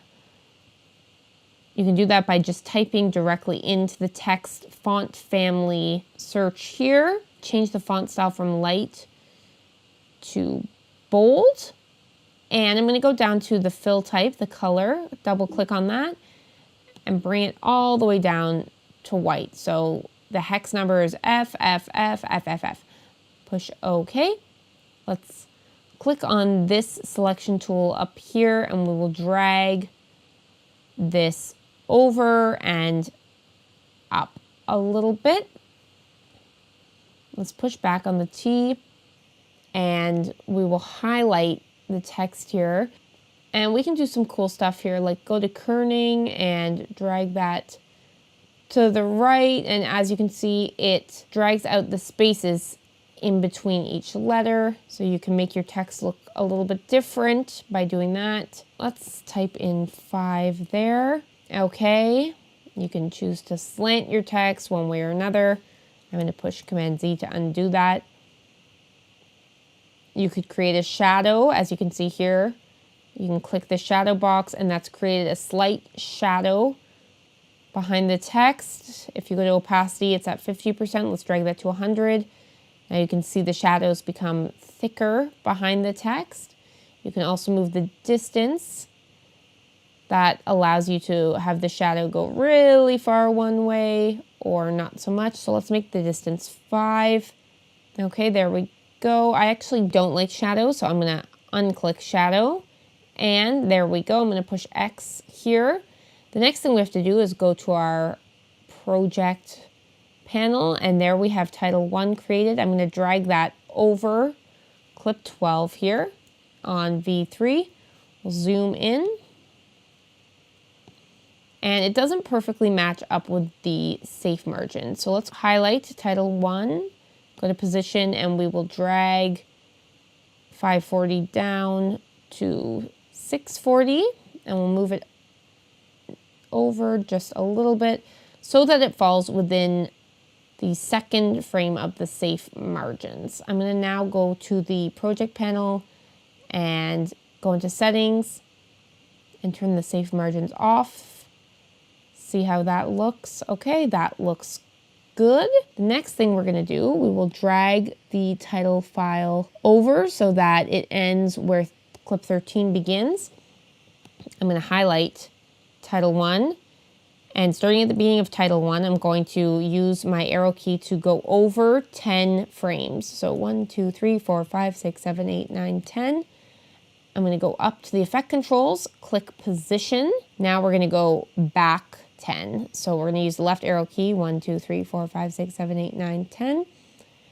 Now I'm going to drag the position over to the right so that it's at 1841. Okay, let's push the spacebar to play that. So you see how it came in, it revealed. The next thing we're going to do is go over here to the right of effects control and move this over so that we can zoom into these keyframes. Let's highlight both of them. They're now in blue. We'll right click and go to temporal interpolation, and instead of having linear, we're going to go to ease in. Let's click that. We will right click on these keyframes again, and instead of auto Bezier, we'll click linear. That's going to make the title come in a little bit smoother. It will look better. Let's play that back. Everything from incredible ski and snowboarding hills to the best local beer. Okay, so to make the title, lower third title, go out, we will go to the end of title 1 and push the left arrow key to go 10 over. Highlight title 1. We will push the keyframe up at position. Then we will go right 10 and bring the position over, drag it over to 1923. So let's play that back.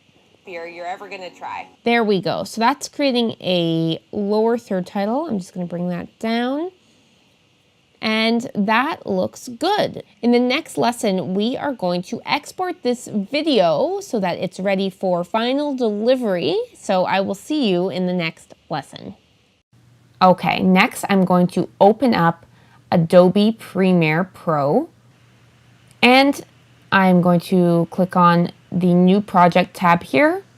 We will name this project Nelson. Then we're going to go to location, click on browse to open up some location options, and we're going to click on the project folder there so that this project will now be saved in the project folder. Okay, for the video rendering and playback, I have mine set to OpenCL. My laptop's a few years older, so OpenCL is best. I'm going to stick with these settings here as is. So display format, we've got time code, audio, samples, and capture format DV. So we're going to push OK. Now that Premiere's opened up, it is set to my default setting that I've created, which you can see at the top here. It's highlighted in blue, Ali 15, edit middle. And we are going to import our footage. So I'm going to right click here in the project panel, click on import, and I'm going to click on ACAM. Okay, so we have our footage imported here. You can see all the clips right there when you hit the drop down arrow. I'm just going to hit that so they go back up. So I'm going to double click into the folder here. And as you can see, we have both the 1920 by 1080 as well as the 3840 by 2160. So that's a combination of 1080 and 4K clips. You can also see here the clips that are just these purple little film strips have no audio with them. So these are the B-roll clips. And then if we scroll down, you'll see these clips here with the little green audio symbol indicate that there is audio connected to those clips. Okay, and you can also see that the file structure is a little bit out of order. It starts at 4 here, and you can see down here we've got 1, 2, 3. So I'm just going to click name at the top so that it starts at 1. I'm going to click on that clip, hold down Shift on my Mac, go down to the bottom here, hit Shift, and I've got them all highlighted. Now I'm going to go back up to the top, grab this one, and drag it down onto the timeline. That's brought down all of these clips in the same order that this folder structures in, and it also created a sequence right within this folder. So I'm going to drag that out of the folder and into the project panel. We'll close this folder, and let's rename this sequence by double clicking on it, all footage. Now when I did that, it automatically decided what the sequence settings were going to be. As you can see here, the sequence settings are in 4K. You can tell because this footage here is, I know that it's 1080, and therefore it's created this negative space behind it. You'll also notice as I'm scrolling through that it's going pretty slowly. That's because these are pretty big files here. So I'm set on this clip here, and it took several seconds before the clip showed up in the program view, but you can see this is 4K. What I want to do is actually change this sequence to a 1080 sequence, and we'll look into why more later, but let's go up to the top here and click on Sequence. We'll click Sequence Settings, and we're going to go into editing mode here. Click on that, and let's change it to Custom. We'll stick with the time base here of 23.976 frames per second because that's what it was filmed on. And we're going to actually change the frame size to 1920 and tab over to horizontal 1080. Okay, 16:9, yep, that's right. We'll keep these options the same. The audio will keep the same. You can see down here as well that we've got the video previews at 1920 by 1080. Okay, so we're going to click OK. That's fine. We'll click OK for that.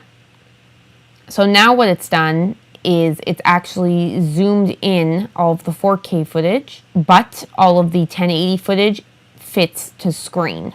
You'll also notice here that I have a button option that I've added called Toggle Proxies. Proxies make the life of an editor so much easier and more efficient. So if you don't know what proxies are, let's go over them in the next lesson because they will save you so much time and frustration when you're working on an edit.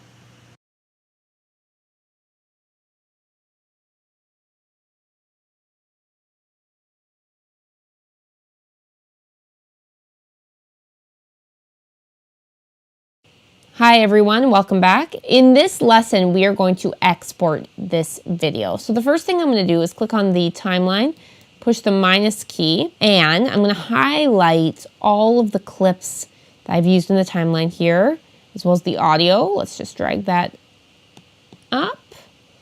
I'm going to push shift because I missed this last audio track here and click that so it's highlighted. Right click and go up to label and put this in orange. To me, that just signifies that the entire edit has been worked on and is ready to export. I'm going to push plus, bring my cursor to the very beginning of the timeline here, and I'm going to push I. That is creating an in. Now I'm going to push minus key on my keyboard a few times and go to the end of the edit over here. We'll just go to the very end. Let's zoom in. So 3:58:08 and push O to create an out. So everything within the in and the out is going to be exported. Let's drag this audio up a little more here. Great.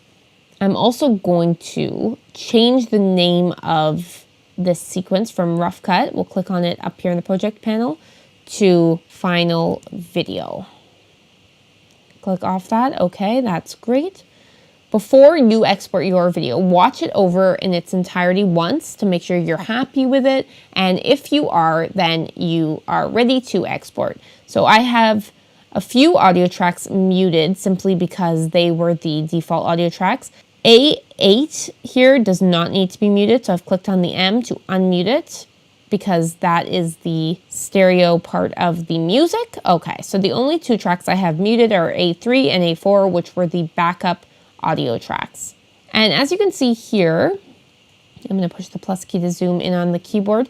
Clip 44, because we used Lumetri color on it and because it is a 4K clip, it has shown up with this red line over it. That just means that it's going to take a little bit longer to process. Okay, we are ready to export. You can either push Command M, which is a shortcut to export your video, or you can go up to File and you can go to Export Media. There we go. So we're going to go up to Format and choose H.264.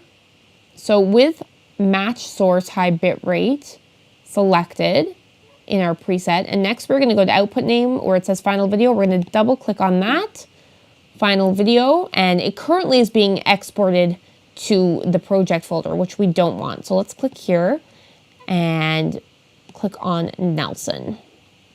I'm going to create a new folder and call it Final. Push Create. There we go. And we're going to save the name of this video as Final Video. Okay, great. push save. As you can see here in the summary, we have this video going into the Nelson Final folders as an MP4. It's going to show up as 1920 by 1080 resolution, 23.976 frames per second, progressive. There are a few things we're going to adjust down here in the basic video settings. So let's scroll down here where it says bit rate encoding VBR1 pass. We're going to click on that and change that to VBR2 pass. That is going to make this video turn out higher quality. Also, where the target bit rate megabits per second is, instead of 10, we're going to push 18. And where it says maximum bit rate, we're going to click and push 28. I find these to be the best resolutions for videos that you're going to be putting up on the web. This is going to export a high quality video at a higher bit rate. If you need to have a smaller file, you can bring down the sizing, but keep in mind that's going to affect the quality. So I stick at 18, between 18 and 28 for my target and maximum bit rate. We will go down here. We are going to click here where it says use maximum render quality. So we've check marked that. The rest of this looks good. So the estimated file size is 521 megabytes. Now we're going to push export, and the rendering time for this video to be exported is going to depend on your computer. For my computer, it takes about 20 minutes or so for a video like this to be exported. So that is it. You have put together a professional video edit. You've worked with dialogue, you've worked with music and lots of effects. That is awesome. And we have one more lesson to go where we're going to go over exactly what you've learned and what you can do moving forward with the knowledge you've learned from this course. So I look forward to seeing you in the next lesson.